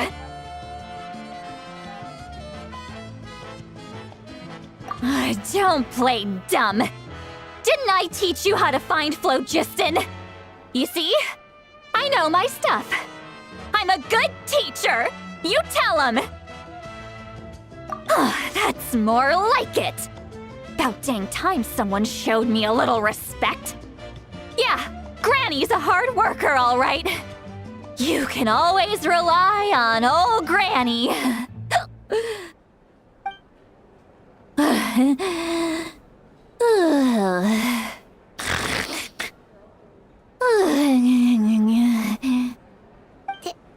Did she just fall asleep with her eyes open? Oh, jeez. Behind this pitch-black curtain, a chapter of hatred reveals itself. Behind the smoke, the lingering smoke. She's meditating again. She does this whenever she's had a few too many drinks. Her mind's actually racing at this point. It's quite the opposite of sleep. Is this another specialty of the Masters of the Nightwind? No, I'd say it's an ability that's unique to Citlali herself. While she can easily pick up everyone else's skills and tricks, few have been able to master hers. Warning, warning. Red, the color of danger, has now arisen within that pair of eyes. Huh?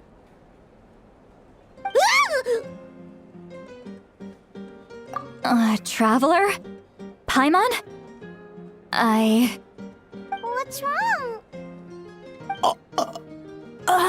I'm gonna hurl. Hang on, just keep it in! Phew. Okay, it's passed. That was a close one. You had Paimon worried. Paimon really thought you were about to barf all over the table just now. How embarrassing. I'm sorry you had to see me like that. That's never happened before, I swear. I've never thrown up, not once. Are you feeling okay? Wanna take a quick walk and get some fresh air?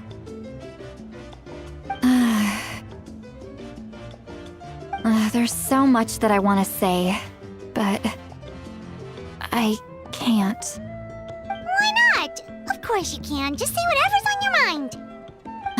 Please, Paimon, it's not as simple as you think. We've only known each other for a few days, right? What would you think of me if I were to start dumping all of my complaints on you after we've only just met? Oh, Paimon gets it. You're hoping that we wouldn't think less of you no matter what you're about to say. No, that wasn't my point at all! Seriously, don't you youngsters know anything about shame?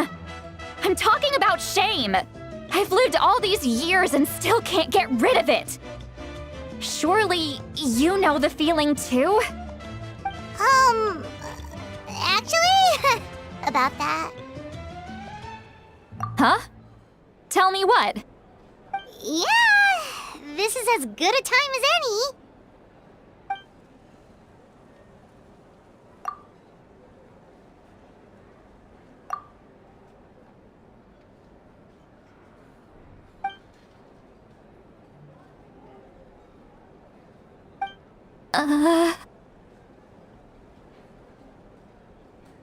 So, you heard my... It's okay, Sweet Lolly. You had every right to complain about those things. I can't take it anymore! Why do these things happen to me? Hearing me mumble under my breath is one thing, but hearing what I mumble in my own head? That's too much! It's just like when you're rolling on the floor in your pajamas, but you forget to lock the door, and someone bursts in to deliver cabbages and sees the whole thing! So that, happens to you a lot. It happens to people in general, okay? Doesn't matter if you're 200 years old or 1,000 years old. Everyone rolls around in their pajamas sometimes. I was just picking something generic. Take a walk with me. I have things to share with you. Looks like she's completely given up. Like those criminals who just confess everything and accept their fate.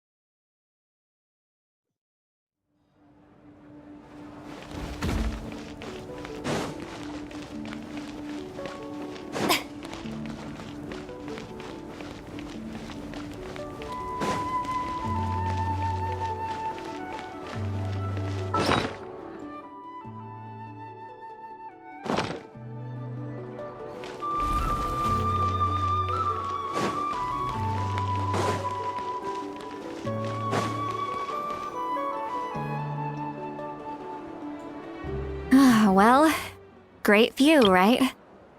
I love coming here by myself. Wow, it's beautiful! You're making me want to cry. Oh no, what do we do? Please don't cry! I was an expression, okay? A figure of speech. I'm just... embarrassed. Here you are thanking me. Even after you helped me all this time. Let's just have a casual conversation. It's easiest that way. Really? You don't seem like the kind of person who keeps things casual. Well, I guess I used to be more of a stickler for the rules. And you're right, I don't usually open up to the people of my tribe like this. I'm just an eccentric old hag to them. That story's been passed down so long, it might as well be true. But you're just a regular person. The kids of my tribe would have a heart attack if they heard you say that. Granny Eatsley is a powerful figure. Be careful around her. That's what they'd say. Well, you are powerful. Are they afraid of you? Some are. Others are mad I always come out on top. A few decades like that, and people stop knowing how to deal with you. What about you? Are you scared of me? We don't find you scary at all. That's because you're not from my tribe. You don't know how many delusions of grandeur I've destroyed just by existing. I make people realize that no matter how hard they work, they'll never become a living legend like me. Oh, not to brag or anything. Maybe it's hard to believe. Just pretend I never said anything. We believe you. Shilonen has full faith in your abilities, and Auroran didn't seem scared of you.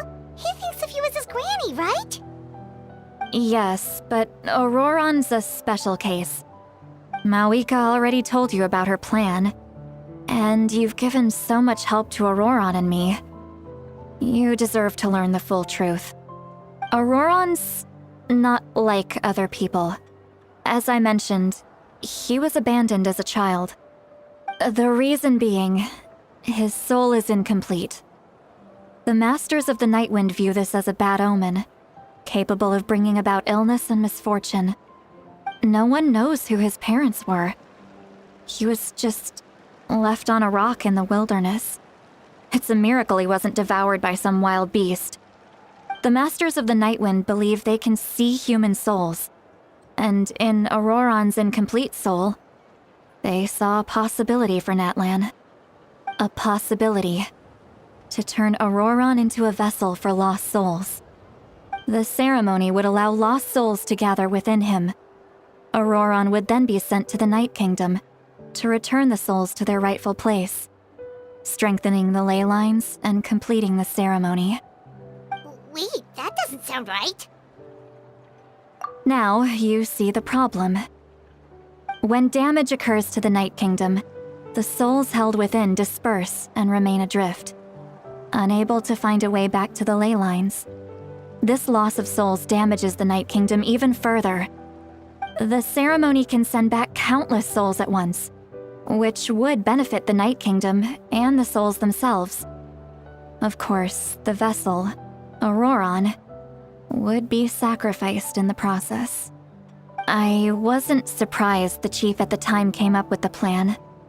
The ley lines were already in a terrible state. A suitable candidate for the ceremony appears, and now you have the chance to make things better. Of course you're going to take it. When the chief asked for my opinion, I didn't give my approval, but I didn't object either. So they went ahead with the ceremony. It failed, and Auroran escaped with his life. Pathetic, isn't it? By not objecting, I basically gave them the go-ahead. Maybe they didn't have my explicit approval, but it's not like I did the right thing. If the ceremony was successful, Auroran would probably be dead. Of course, in my tribe, death is rarely something to fear. But what kind of message would we be sending by sentencing a newborn to death? By using a human life as a tool? It's not right. So, when I learned the ceremony had failed, I was ashamed by my inaction, and absolutely relieved by the result. The plan was never a secret. Or, I guess I should say, there was no point to keeping it a secret. A simple investigation from Auroran would reveal everything. Everyone thought he would be happy he survived. And he never really said anything to the contrary. But just as I was about to put all of it behind me, he asks this question.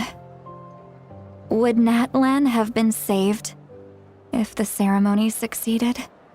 Wait, but it's not his fault. He knows that, but he still feels guilty. Auroron has a strong ability to perceive souls, more than any of us. He understands just how dire the situation with ley lines has become. Maybe he chose to work with the Fatui because he still thinks he owes a debt to Natlan. I can only imagine what they told him. Traveler, didn't the captain say he found a way to solve the crisis? Maybe that's what brought Auroron into this. Anyway, we can't just let things go on like this. We have to convince him to come back! You don't look so good, Seatlolly. Maybe you should head back and get some sleep. Probably drank too much. It's okay. The fresh air is doing me good. Okay. Forget that. I need to go home. I hit it a little too hard. You've helped me so much already. How do I even begin to thank you? Hey, we're friends, aren't we? Besides, you already said you owe us a favor, so you don't need to worry about us. Good point. Well, I'll go home and get some sleep. We can figure out our next move in the morning.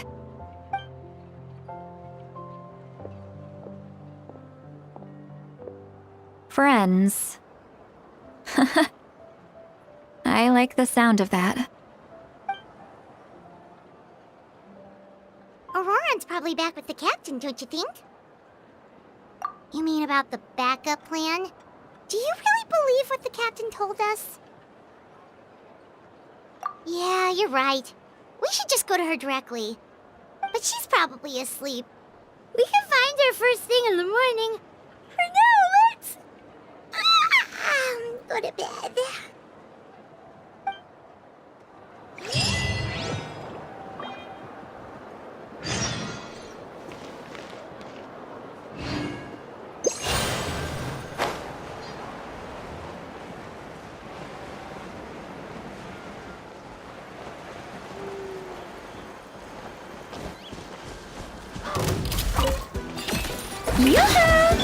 Shine down!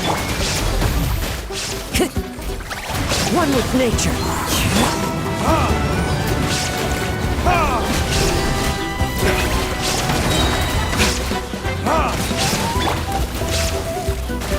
Illusion shattered! Into the wind. Let the world collide!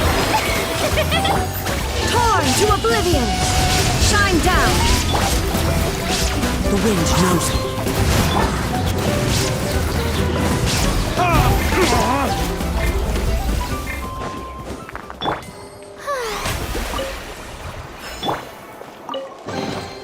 Who says there aren't benefits to a life of wandering?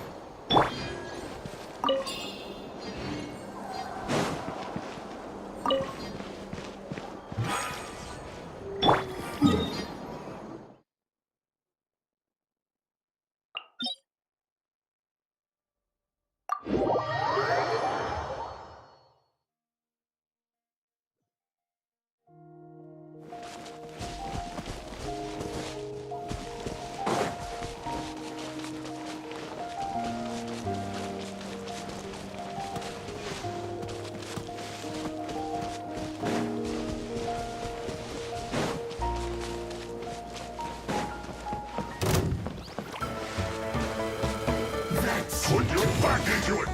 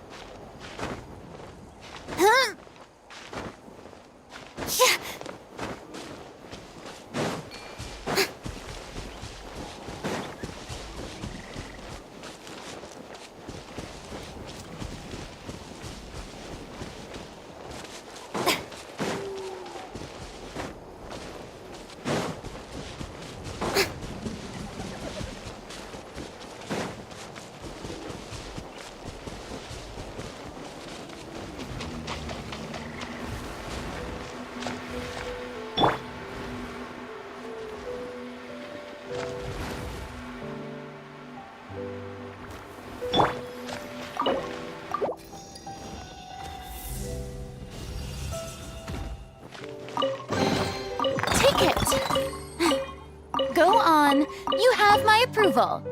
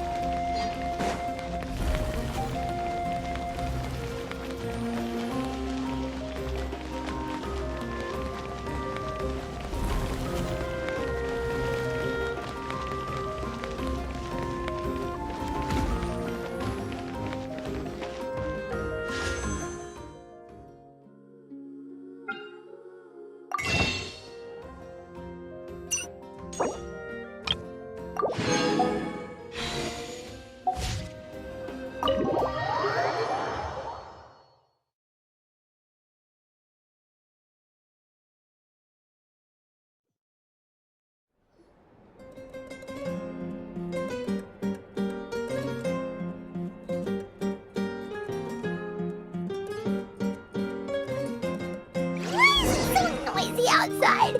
Pirates still half asleep. Well, guess we should see what's going on.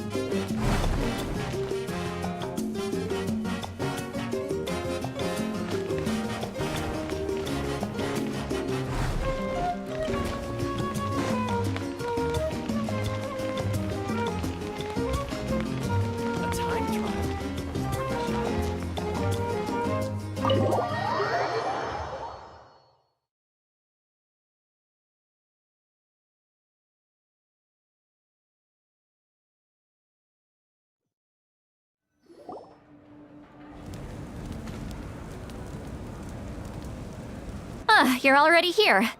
I was just about to come get you. Wow, you're up early. That's impressive, especially after all the drinking last night. Let's not bring up last night. I'm embarrassed about the whole thing. Anyway, I was also woken up by the commotion. Looks like all the warriors from the stadium are on the move. I heard many areas have been attacked by the Abyss, including the Masters of the Nightwind. I need to head back right away. The Abyss attacked again? Are you sure you can handle it on your own? Do you need our help? I'll be fine. We also have the support of the warriors stationed at the various outposts. Given the quick response, things shouldn't get too serious. The stadium could always use more manpower, so you should join the forces here. I'm done making excuses for him. He's not a child anymore. He needs to take responsibility for his actions. I was the one who vouched for him, so I need to report back to the Speaker's chamber. I'll accept however they choose to handle the situation. But I should be able to convince them to let me go back to my tribe first to deal with the attack. As for the ancient name, once we handle this crisis, I'll talk to Shilonen right away. Don't worry. I never forget a promise to a friend. Thank you. All right, I need to start heading back. She left in a hurry. The situation must be really serious. Looks like a lot of people are heading to the stadium. Let's see what's going on.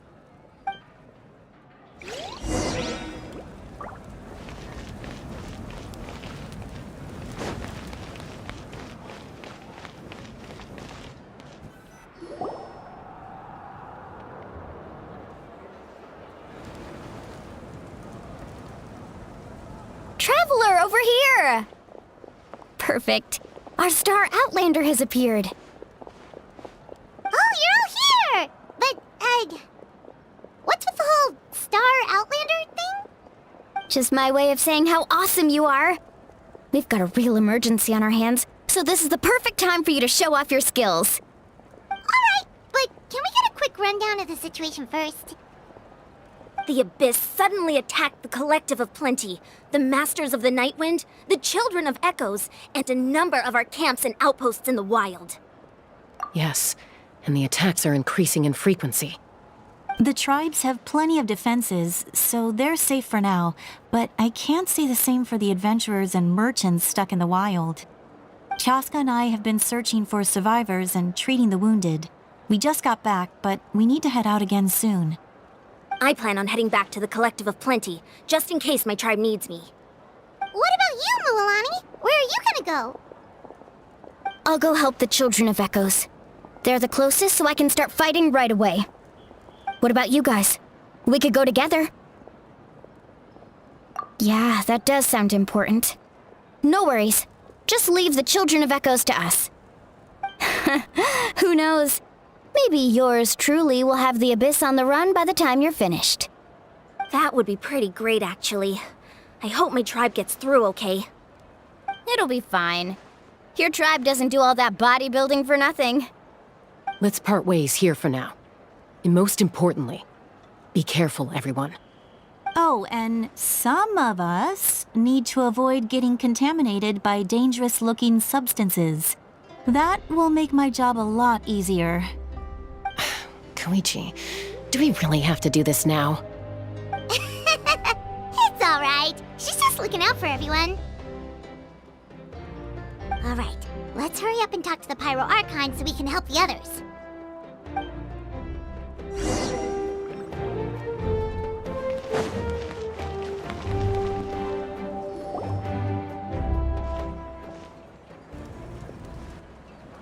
Oh, it's you two.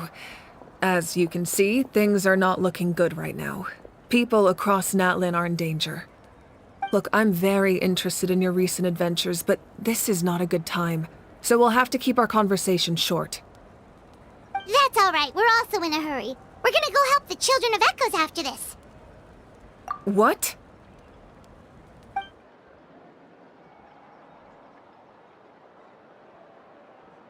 So he thinks my plan is too risky. He thinks I'm being stubborn. I shouldn't underestimate the Fatui's ability to gather intelligence. The Gnosis does have that function, but there's more to the story. I will answer you honestly, but you must help me keep this a secret. I can use the power of the Gnosis to save Natlan, but it comes at a heavy price. The Gnosis would drain all the souls and memories from the Night Kingdom and weave them into a giant net, which would surround the ley lines and protect them against abyssal corrosion. Wait, you can use souls to weave a net? But does that mean... Yes. It means sacrificing those souls in the process. Souls are just another form of life. The cruelty of this method is self-evident. The Night Kingdom not only houses the souls of the dead, but also our memories and legends. Using the Gnosis means converting all three into material for the net, erasing our history and culture. Even then, the net can still become corroded. If we cannot find a way to repair the damaged ley lines before that happens, then all those sacrifices are for nothing. Given the enormity of the price, it's a solution I refuse to consider right now. I want us to win, but I also care about how we win, and what that means for us in the end. Now it's true, both plans come at a risk, but after weighing our options, this is our best bet. Natlan is unique among the nations of Teyvat. Given the ever-looming threat of the Abyss, the Pyro Archons had to account for the worst-case scenario. Having a contingency plan is our duty, not just to the people of Natlan, but to all who live on this continent. Still, this has always been a well-kept secret. I'm very curious how the captain learned this information. Oh, one more thing? The captain said he found another way to solve the problem. Could be equally as extreme, though. Without the Gnosis, he should have no other option. But I see no reason for him to lie. Seems like our only path forward is to track him down, so he can answer that question for us.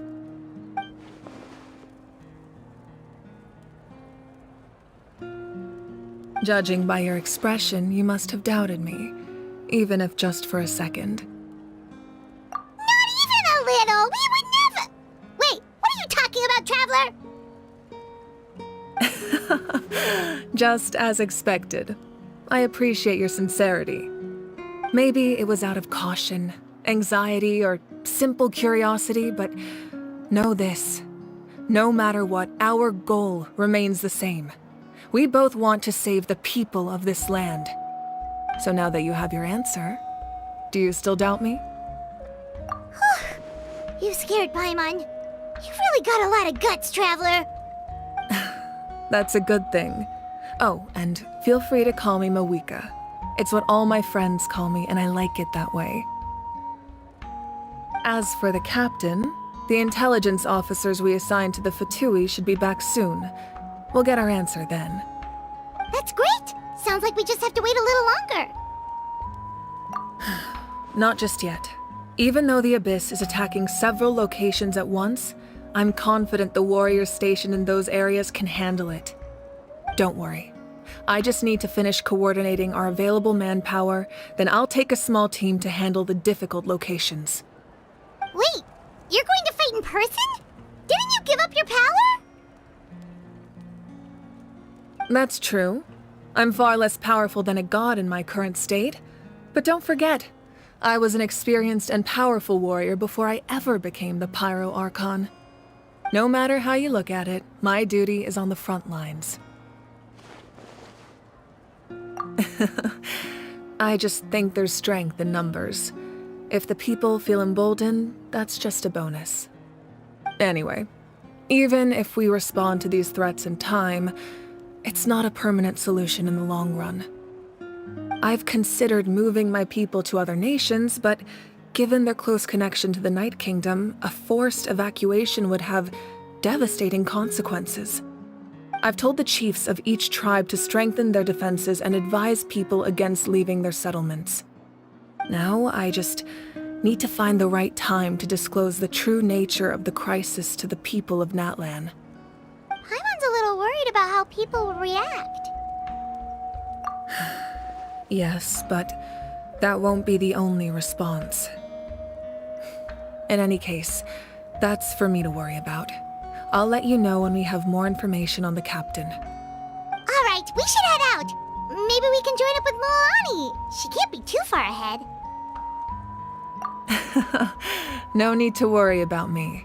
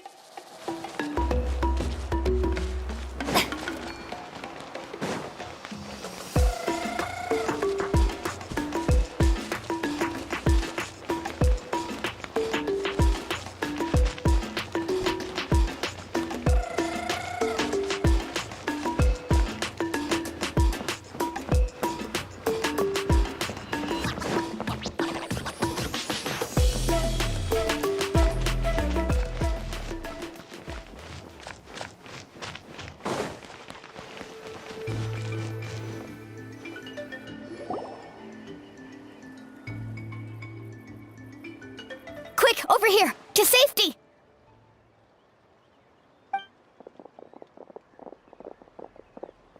Kachina, how many people do you have left? They've all made it out. It's the Traveler and Paimon! They're here! situation? There's a trapped caravan that needs our help. We need to rescue them as soon as possible. We'll go together. I'm coming too.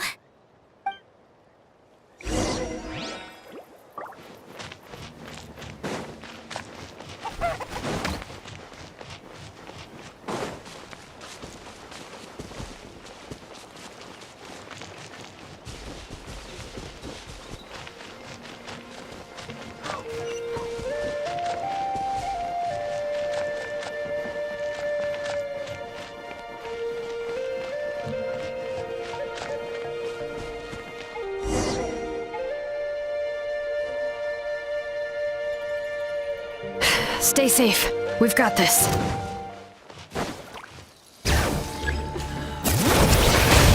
Letting brave names echo!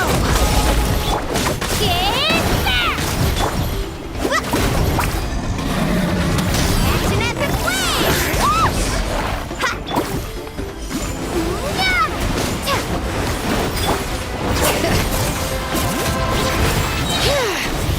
Hear the echoes of the valley!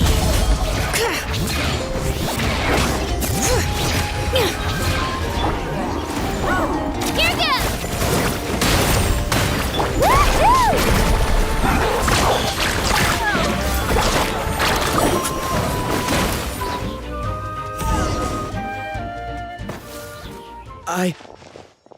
I really thought I was done for.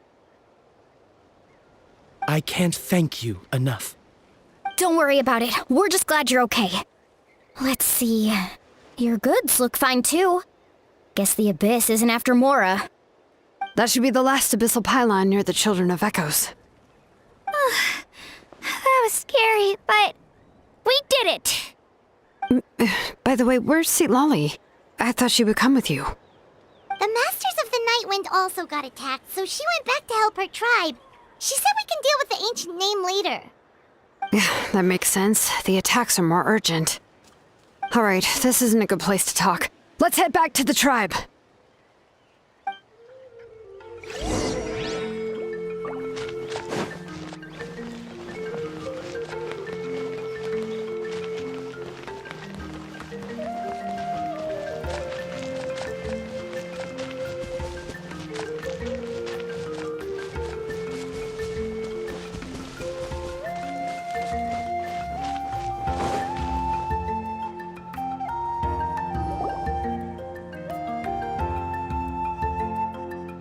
Looks like a few people were hurt after all. Oh, I should have got here sooner. The Abyss threw a lot at us at once. I rushed out as soon as I heard the alarm, and there were already so many monsters. Before long, Kachina brought over a whole group of warriors, and just like that, we destroyed several pylons as a team. I wasn't in charge or anything. We just happened to be together. Still, I think this proves that camping in the wild was a great idea. That's how we were able to respond so fast. Sleeping on the wet grass was pretty uncomfortable, but it was worth it. You mean the situation in the Night Kingdom, right? Yeah, I feel the same way. We've managed to keep it a secret all this time, but more and more people are realizing something's wrong. It's impossible not to feel anxious when things are getting worse by the second, and all we can do is wait. And we still don't know when the final two heroes are going to appear. That just means we need to buy the Pyro Archon more time. Keep pushing, everyone. Every battle is worth something. You really are an eternal optimist, Mualani. You always find a way to cheer people up. Why, thank you. I guess it's one of my better qualities.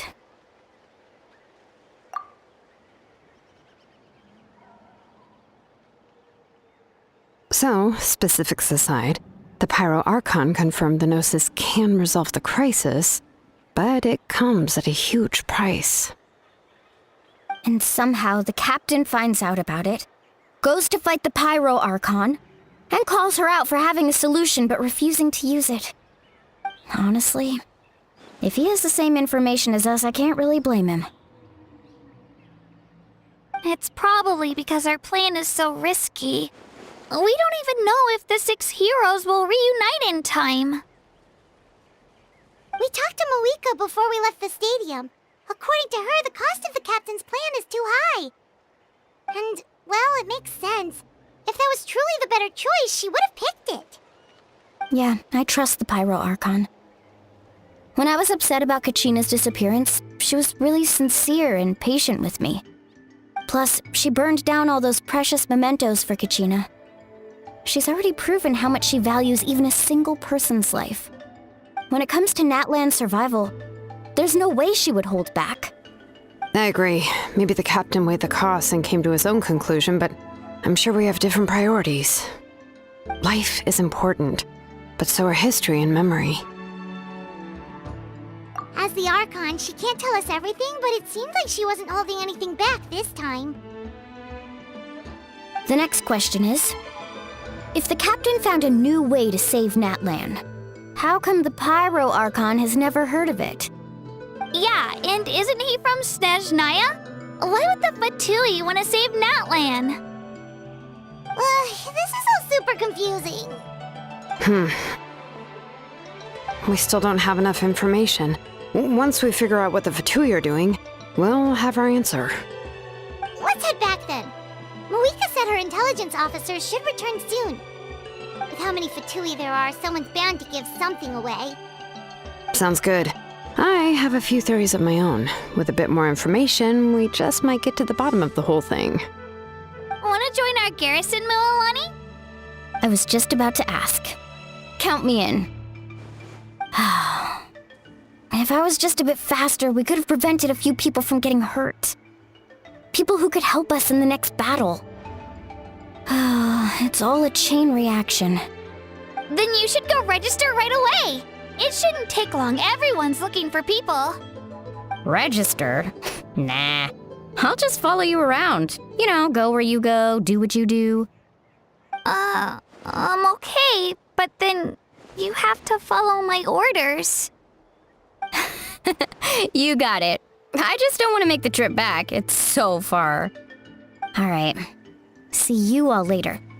Let's get together and celebrate once this is over. Oh, you betcha!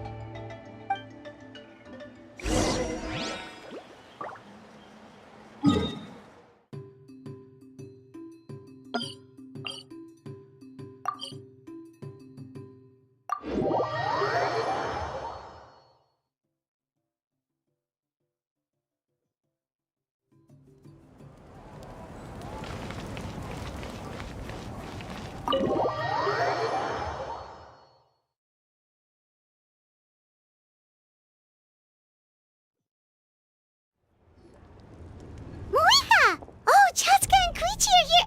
Wait, are you okay, Koichi?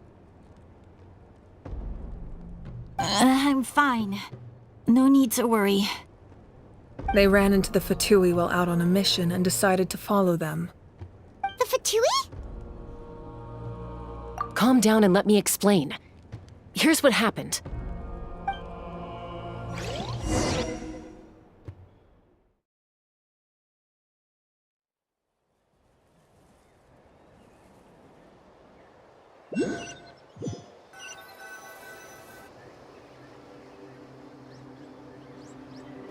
Watch out. It's the Fatui. Were they attacked by the Abyss? No, wait. It looks like they're protecting a group of travelers. Over there. Do you see? You're right. That's a traveling group from Natlan. Could they be trading for something? Let's keep observing for now. We're glad you're okay. Given the appearance of abyss monsters all over Natlan, you should cancel your journey and seek shelter at the stadium or one of the tribes. Thank you so much. I wish there was something we could give you. We don't expect anything in return. We were out on a mission and saw you being attacked. It was our decision to help. If you truly wish to repay the favor, you can keep this a secret. If anyone asks, just say you were saved by warriors from Natlan. Oh, okay. We can do that. But... We're not asking you to cover up our activities. We haven't done anything illegal. Our captain simply wishes to remain undisturbed. Nonetheless, the decision remains yours. If we wanted to keep you quiet, we would have employed a harsher method. Got it. We'll get going now. Did you hear that? They mentioned a captain. Isn't that who the Pyro Archon is looking for? Exactly. We could be onto something big. Still, there was no trade. They were just helping people in need. I didn't sense an ulterior motive. I didn't believe the captain when he said he wanted to save Natlan. But based on what we just saw, it's possible he was telling the truth. Maybe we've been wrong about the Fatui this whole time. It's too early to say. Let's follow them and see what's really going on.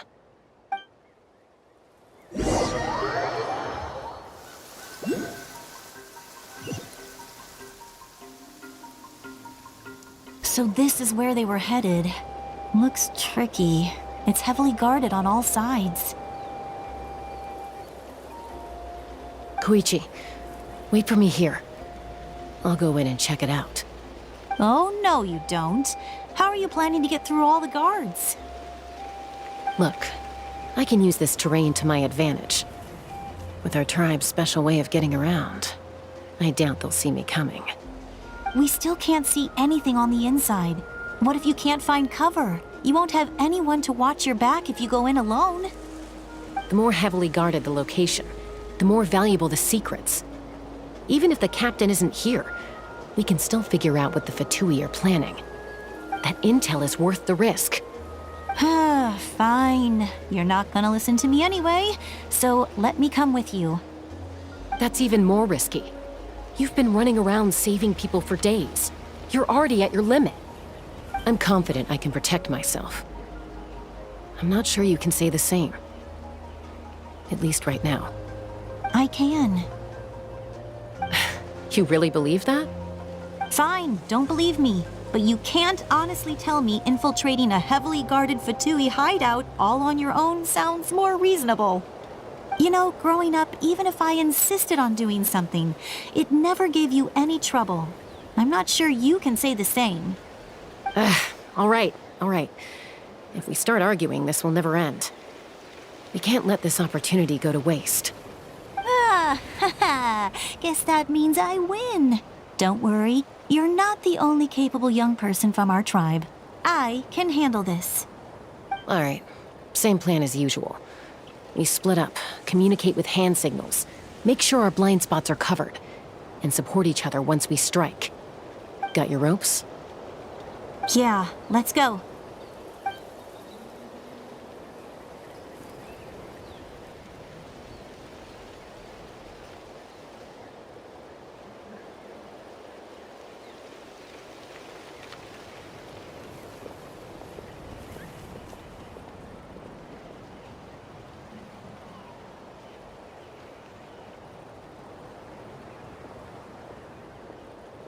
The Fatui have eyes all over this place. I should wait for Koichi's signal.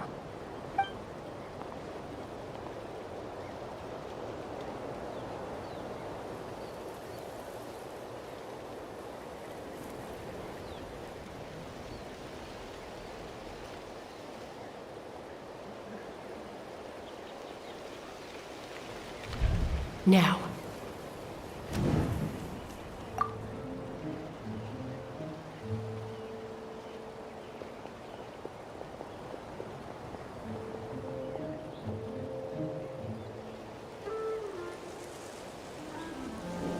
Not sure how many chances I'm gonna get. I need to act.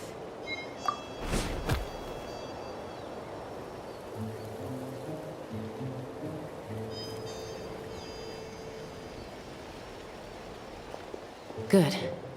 I made it without getting caught. I should get to that platform over there. But it's guarded by the Fatui. Koichi should have line of sight. I'll wait for her signal.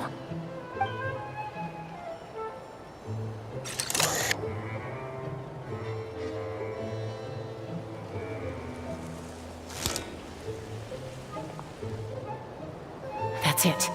Now's my chance.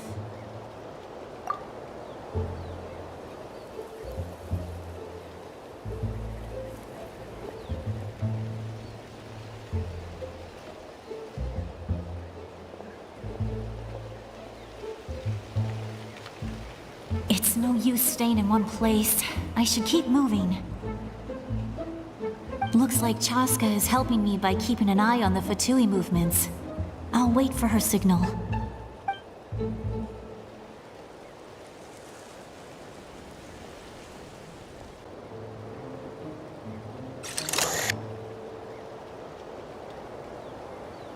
Time to move.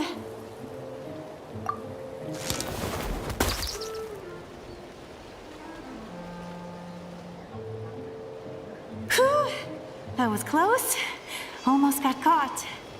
Probably can't make it over in one go. I'll wait for my next chance. Now's my chance.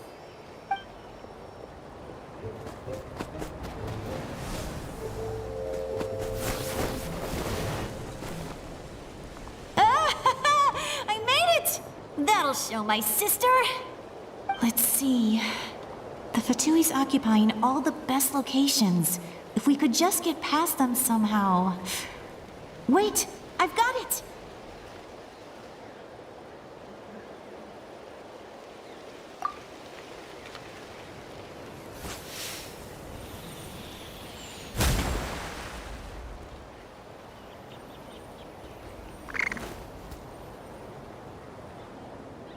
Huh? What's that noise? Did something explode? Oh! It stings! What the heck is that? What do you think you're doing? I could ask you the same thing! Good, they're arguing. Looks like they just needed an excuse. They've probably had enough of this job already. The people on the hill over there left to help their comrades. This is our chance.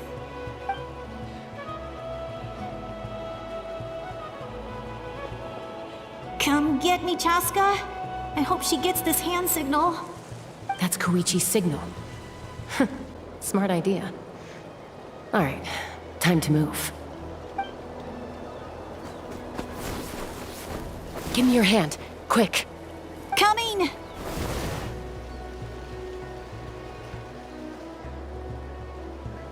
I checked, and this way is completely clear.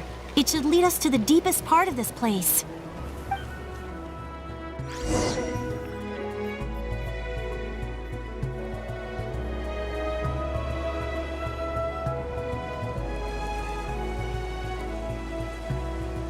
Well, I was pretty helpful, right? You know, everyone usually jumps at the chance to work with me. Not my own sister, though. No, she avoids me like her life depends on it. I was wrong, Koichi. You've done well. Wait, you're just gonna admit it? Now I look like the mean one. Let's focus on the task at hand. We're in the heart of enemy territory. The more time we waste, the more dangerous this becomes. All right. If you're not gonna take the bait, then I'll drop it. Looks like the Fatui are here to dig something up. I'm surprised they mobilized this many people. I doubt it's because they're interested in our culture and history. It seems like they're looking for a dragon relic called the Source Mechanism. The device is ancient. Barely any information survives to this day. And even people from that land don't know how to use it. Why would this be the Fatui's target? Not bad. Looks like it's in good shape. This should be what our Lord's looking for. Took us long enough. Come on, let's get this thing back. Back? Back where? Should we keep following? You really want to keep going? Of course! We make a good team, don't you think? No reason to stop now. What was that sound? Uh-oh. We've been spotted. Time to go. Falling rock incoming! Watch out for your gadget! What? You'll regret that! After them!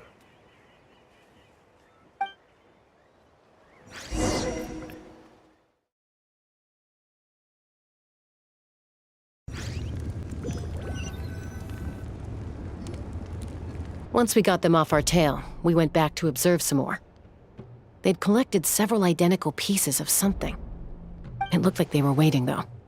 So we decided to come back. So, Koichi got injured trying to get them off your tail? She pushed herself too hard and collapsed on the way back to the stadium. Well, I didn't cause you any trouble while we were fighting, right? So my perfect record remains. You've done very well. I could make a comment on knowing your limits, but it's not my place. I know. I'm already reflecting on my actions. So, our current intel suggests the Fatui is after the source mechanism. The device is a complete mystery, even to us. What does the captain want with it? I have no idea. But it's safe to assume the device could serve a similar purpose to the Gnosis. Shilonen, I need you to gather every scholar in Natlan familiar with the secret source. I'll get right on it. Thank you both for your hard work. Koichi, it's time for you to get some rest. Oh, and there are gifts from your patients waiting at the speaker's chamber. I've prepared a small gift of my own as a token of gratitude. I'll send it to your home along with the others. My patience. That's so nice of them. Guess that means I'm doing something right. You don't need to give us anything, Archon. We were just doing our duty for Natlan. I should take Koichi home now. Well, if Koichi doesn't want her favorite Saurus crackers, then... I accept. Thank you, Archon. What am I gonna do with you? There's some for the rest of you as well. They're one of my favorites too, so don't be shy. I'll start investigating the source mechanism right away. If I learn anything, you'll be the first to know. Yummy snacks!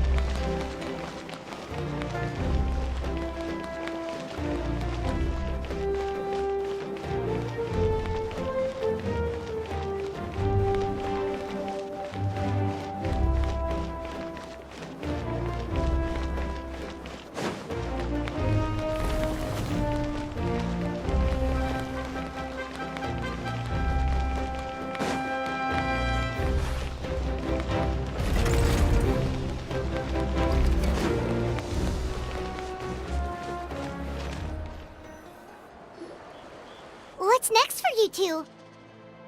I'm taking Koichi home. With our parents there to keep an eye on her, I can make sure she actually rests.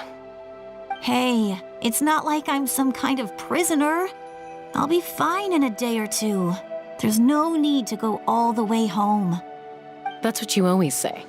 Everything's no big deal until you collapse. What if the Abyss attacks again? You're saying if I let you rest in a hotel, you're not gonna rush out the minute you hear the alarm? I won't. Triple promise I won't. Mm-hmm. Fine. On the off chance something like that were to happen, I might. But I'm a doctor. I have a duty to help people in need, no matter how hard or tiring the work gets.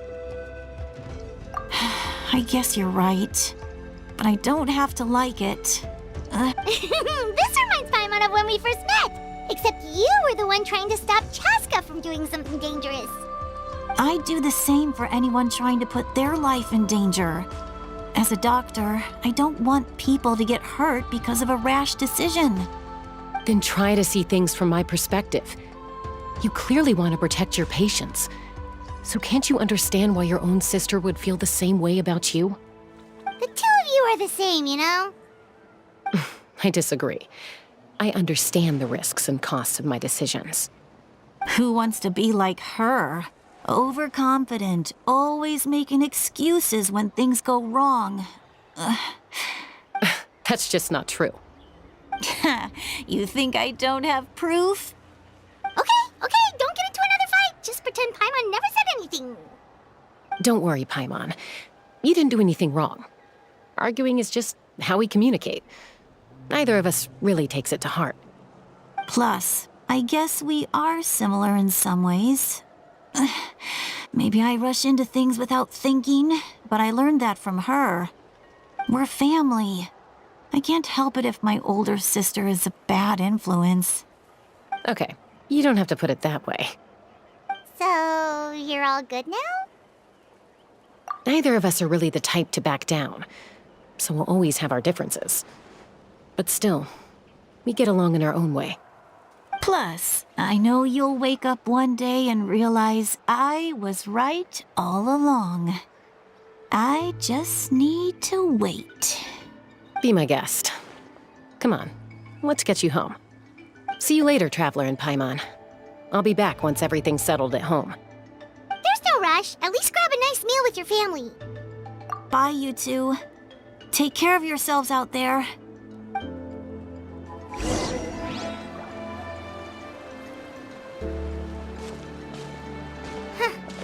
Those two will probably make up for real at some point, right? Well, we've learned a lot. Let's go over everything that we know so far.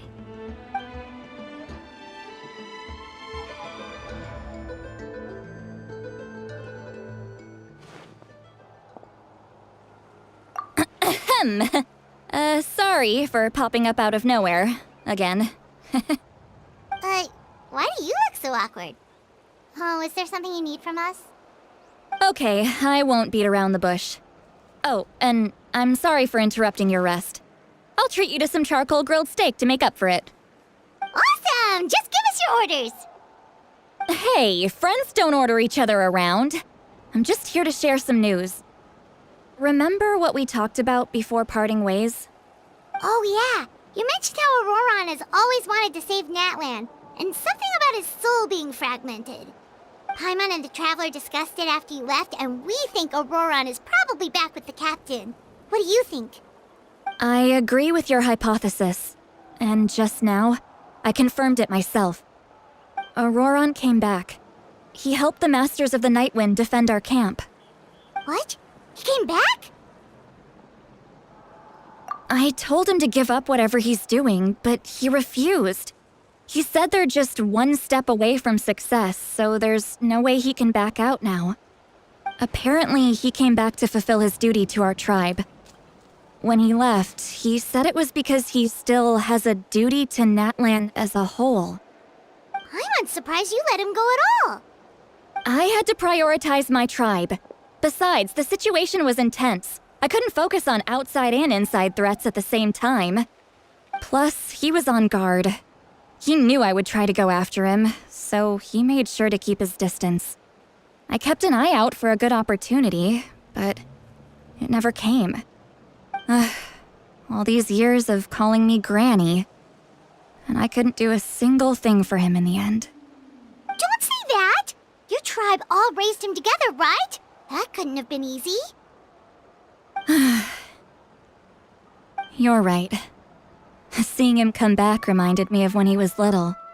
Running around the tribe, dropping by random houses right and left. He's not only a child of the Masters of the Nightwind, but a child of Natlan. It's only natural for a child to want to do something for their family. Besides, Auroron is my apprentice. He might have a few tricks up his sleeve, but I guarantee I know every single one. Wait, what are you saying? Look. Remember how I said Auroron's soul is fragmented? This is the talisman I created to keep it stable.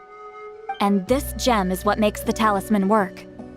It just so happens that Auroron is due for a gem replacement. Since I can't get close to him, I put the new gem in a supply bag and asked Aoife to bring it to him. You guys know Aoife, right? No? Well, he's a pretty famous vet around these parts. He's always bringing me all sorts of things, and he happens to be very good friends with Auroron. Aoife doesn't know what's going on, so he agreed, no questions asked. Auroron would find the gem as soon as he opened the bag. He knows how important it is, so I knew he would make the switch. He probably suspected that I tampered with it. But here's the catch. The trick is on the bag. The moment he touched it, a portion of his memories were copied onto the old gem, which he no longer needed. That's amazing. You can do something like that? Most people can't, but I can. That trick he used to bring you to the Night Kingdom isn't anything special, by the way. My technique is much more subtle. He won't notice anything. So in other words, we have a whole backup of Auroron's memories in this gem. The kid thinks he can take me on? Like I wasn't the one who taught him everything he knows? That's amazing, Seat Lolly. Let's take a look right away. Once we get to the bottom of this, we can finally track him down. I know he thinks of me as his grandma, but do you think he'll get mad at me for this? You can be honest. That's a tough question. Paimon doesn't have a grandma, so she's not the best person to ask. To be honest, I've always doubted my ability to look after him. I didn't stop the ceremony all those years ago, and now I'm useless again. But if I stop here, it will haunt me until I'm 500 years old. Every night I'll wake up in a fit of anger. Yeah, you're right. First anger, then tears. Wait! Who are you calling a crybaby? You're just making it worse, Traveler. I need to look at his memory. Even if he resents me, refuses to see me, or runs away for good, I don't care, and I won't blame him. A family does whatever it takes to protect their own. You sure you'll be okay? We can come with you if you want. Did you just say you'll come with me? Is that okay? We have a pretty good reason to see it too, don't we? Because, right, we need leads on the Fatui. You really mean it? Oh, fine, you can come. Just promise me you'll see this through. No backing out. Got it? Don't worry, we're professional adventurers. Then I place my trust in your professionalism. All right, time to sneak into someone else's memory and engage in some, unwanted spying. You heard it here first. I wouldn't be doing this if I had any other choice. Are you ready?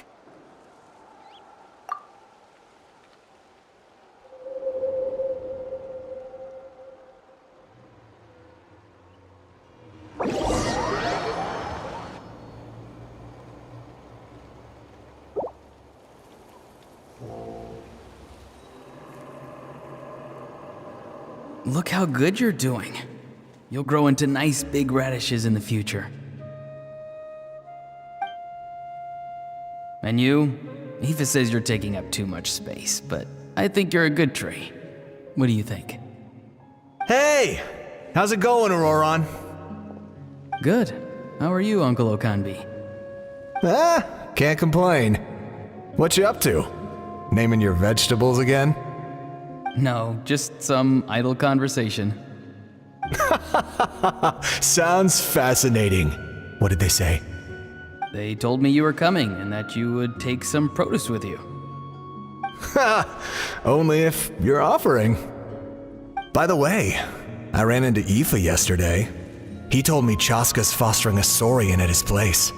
Said the thing trampled over a part of your radish garden. I hope you two didn't get into a huge fight. No, don't worry. I'll find a way for him to make it up to me. I've already wrapped your share of the produce. Here you go. You really knew I was coming. That's pretty amazing. Light up the smoke and you can see the path through the shadows. That's what everyone says. Hey, have you seen that strange group of people that just appeared out of nowhere? Appeared out of nowhere? I don't think so. It's the Fatui. Their leader seems like a big deal. He didn't bring many men with him, but they're all elite warriors.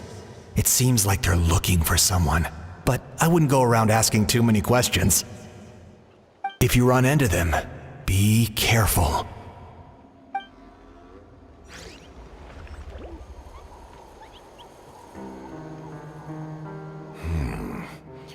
You're from the Masters of the Nightwind, are you not?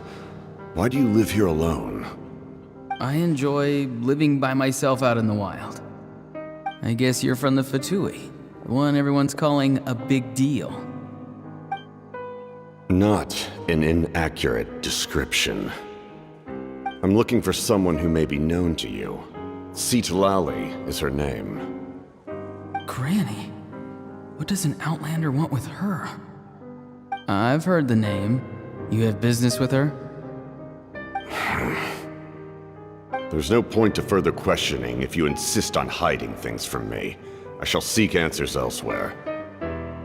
Oh, he could tell I was lying and now he's leaving? He gave up just like that? Hey! At least tell me why you're looking for Citlali. It's none of your concern. I have my own means of tracking her down. Why are the Fatui looking for her? What does she have to do with them? I can't just let them go like this. I have to figure out what they're planning.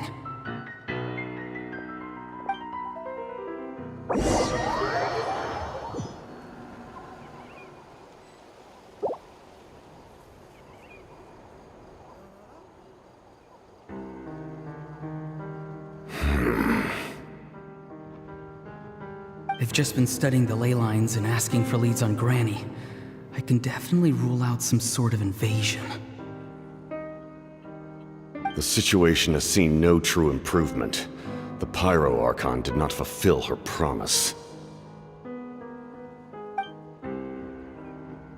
My lord! Ignore him. He is no threat. He knows I'm following him, but he doesn't seem to care. He's strong, I can tell. But there's something unusual about him and also familiar in some way. I can't describe it. What is it? My lord, I feel dizzy. A ley line disturbance. Certain presences have been forced to wander outside their rightful realm.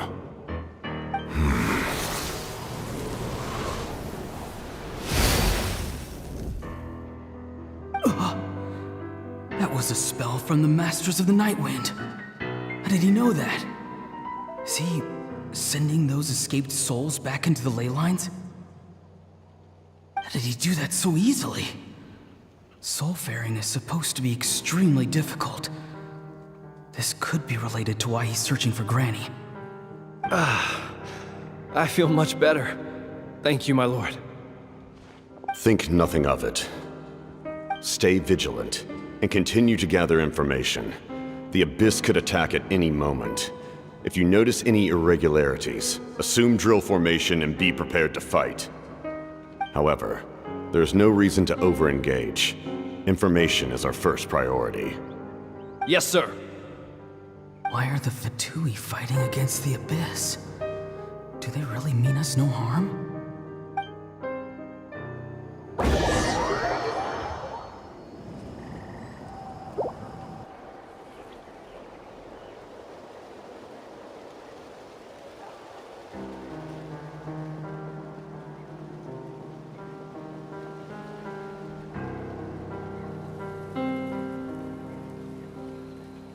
I've been following him this whole time and still they ignore me?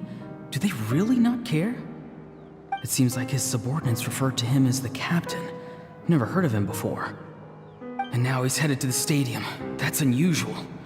Oh, what is he gonna do? You two, with me. Everyone else, wait here as instructed. Send word to the other teams to retreat immediately if this fails. Yes, sir. He's going inside? But the Pyro Archon is in there. What does he want with her? Forgive me, my lord.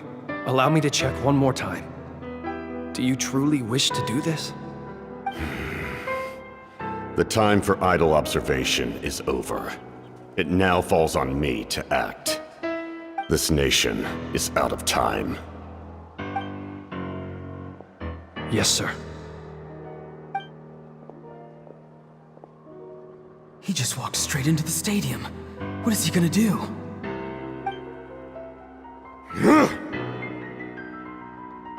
They're both incredibly strong. How long will they have to fight until someone comes out on top?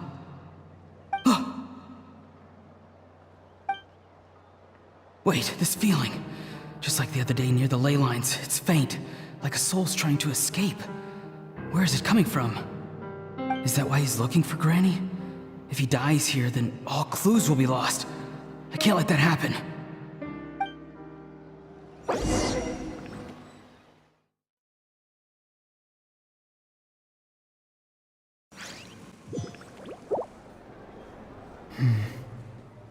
As for you, I must confess, I did not expect that little trick of yours to save the day. No matter how dense the fog, as long as the sun remains, we cannot turn day into night. She could have dispelled it. She simply chose not to. You don't have much time, and you're injured on top of that. What do you plan to do next? I'm beginning to see just how useful you may turn out to be. You heard something from here, didn't you?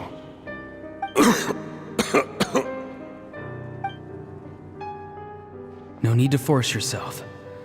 I've never seen anyone match the Pyro Archon in battle before. I didn't expect you to intervene at such a critical moment. You know I've been following you. Why didn't you stop me? When walking in the forest, it is only natural to encounter wild beasts. However, not every beast has the courage to come out and bite. And yet, one of those very beasts saved your life. Then speak. What do you want? I didn't save you because I wanted something. My soul is more perceptive than others. I can sense that the ley lines are extremely weak. I don't know what the Pyro Archon is planning. Can she really save us? The questions you asked her just now, well, I've had very similar doubts. So I felt like I had to help you. So, you can tell the truth. That was quite a reckless decision to make. I'm not sure you realize that. There's no turning back for me now. What I did back there is going to get me in a lot of trouble. You attacked the Pyro Archon in broad daylight, and I used my spell to save you. A single glance was likely all it took for her to recognize my tribe. So, we're in the same boat. You seem to care little for my thoughts on the matter. It's too late for that. Start from the beginning. Why are you looking for Citlali? Do you know her? Explain your relation to her first. I know you two are acquainted. It was obvious the moment I mentioned her name. Citlali is my elder and my teacher.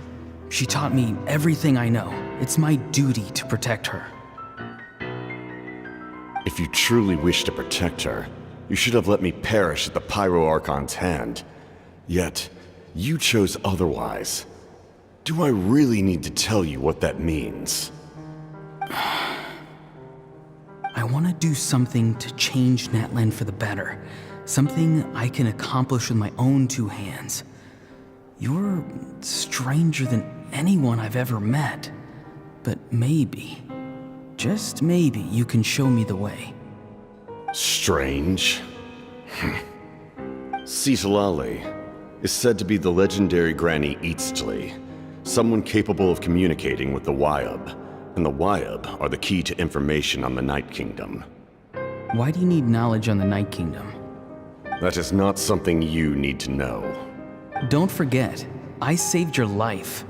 Do you not believe the Fatui capable of betraying a debt? People can lie, but souls cannot. I can tell there's a weight to your soul, a sense of justice.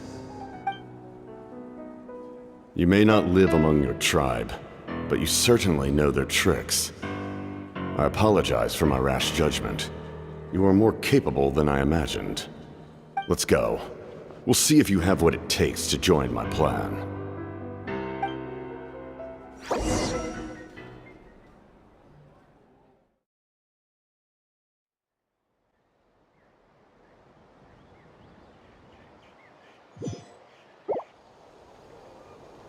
I see.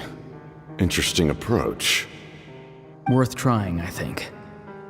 Rather than weaving a net to protect the ley lines, this method would address the root problem by reconstructing the ley lines themselves.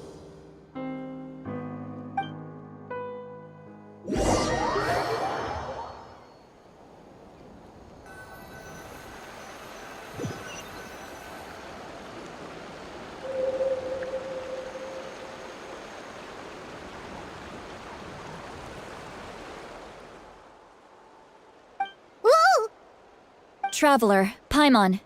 Are you two alright? Paimon's fine, just, a little dizzy. Of course. I'm so mad at him. After everything, he still can't let go of the past. For some reason, he thinks he owes something to the people who cared for him. Stubborn, self-righteous fool. Where's that gonna get him? Now that he's all grown up, he thinks no one can tell him what to do? He thinks he can just run away whenever he wants. I'll show him. If he tries to run one more time, he's got another thing coming. Maybe stubbornness runs in the family. Like grandmother, like grandson, as they say. Is that supposed to be a compliment? That kid's got nothing on me. Anyway, back to what we just saw. I don't even know what to make of it. Yeah, the captain seriously wants to reconstruct the ley lines? What does that even mean? Something like the loom of fate, maybe? But how does that help with the abyss? The loom of fate? Oh, it's kind of hard to explain. Basically, it's a device from Conrio that has unbelievable power.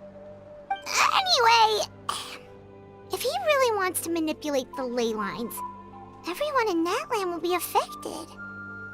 Oh, this is big.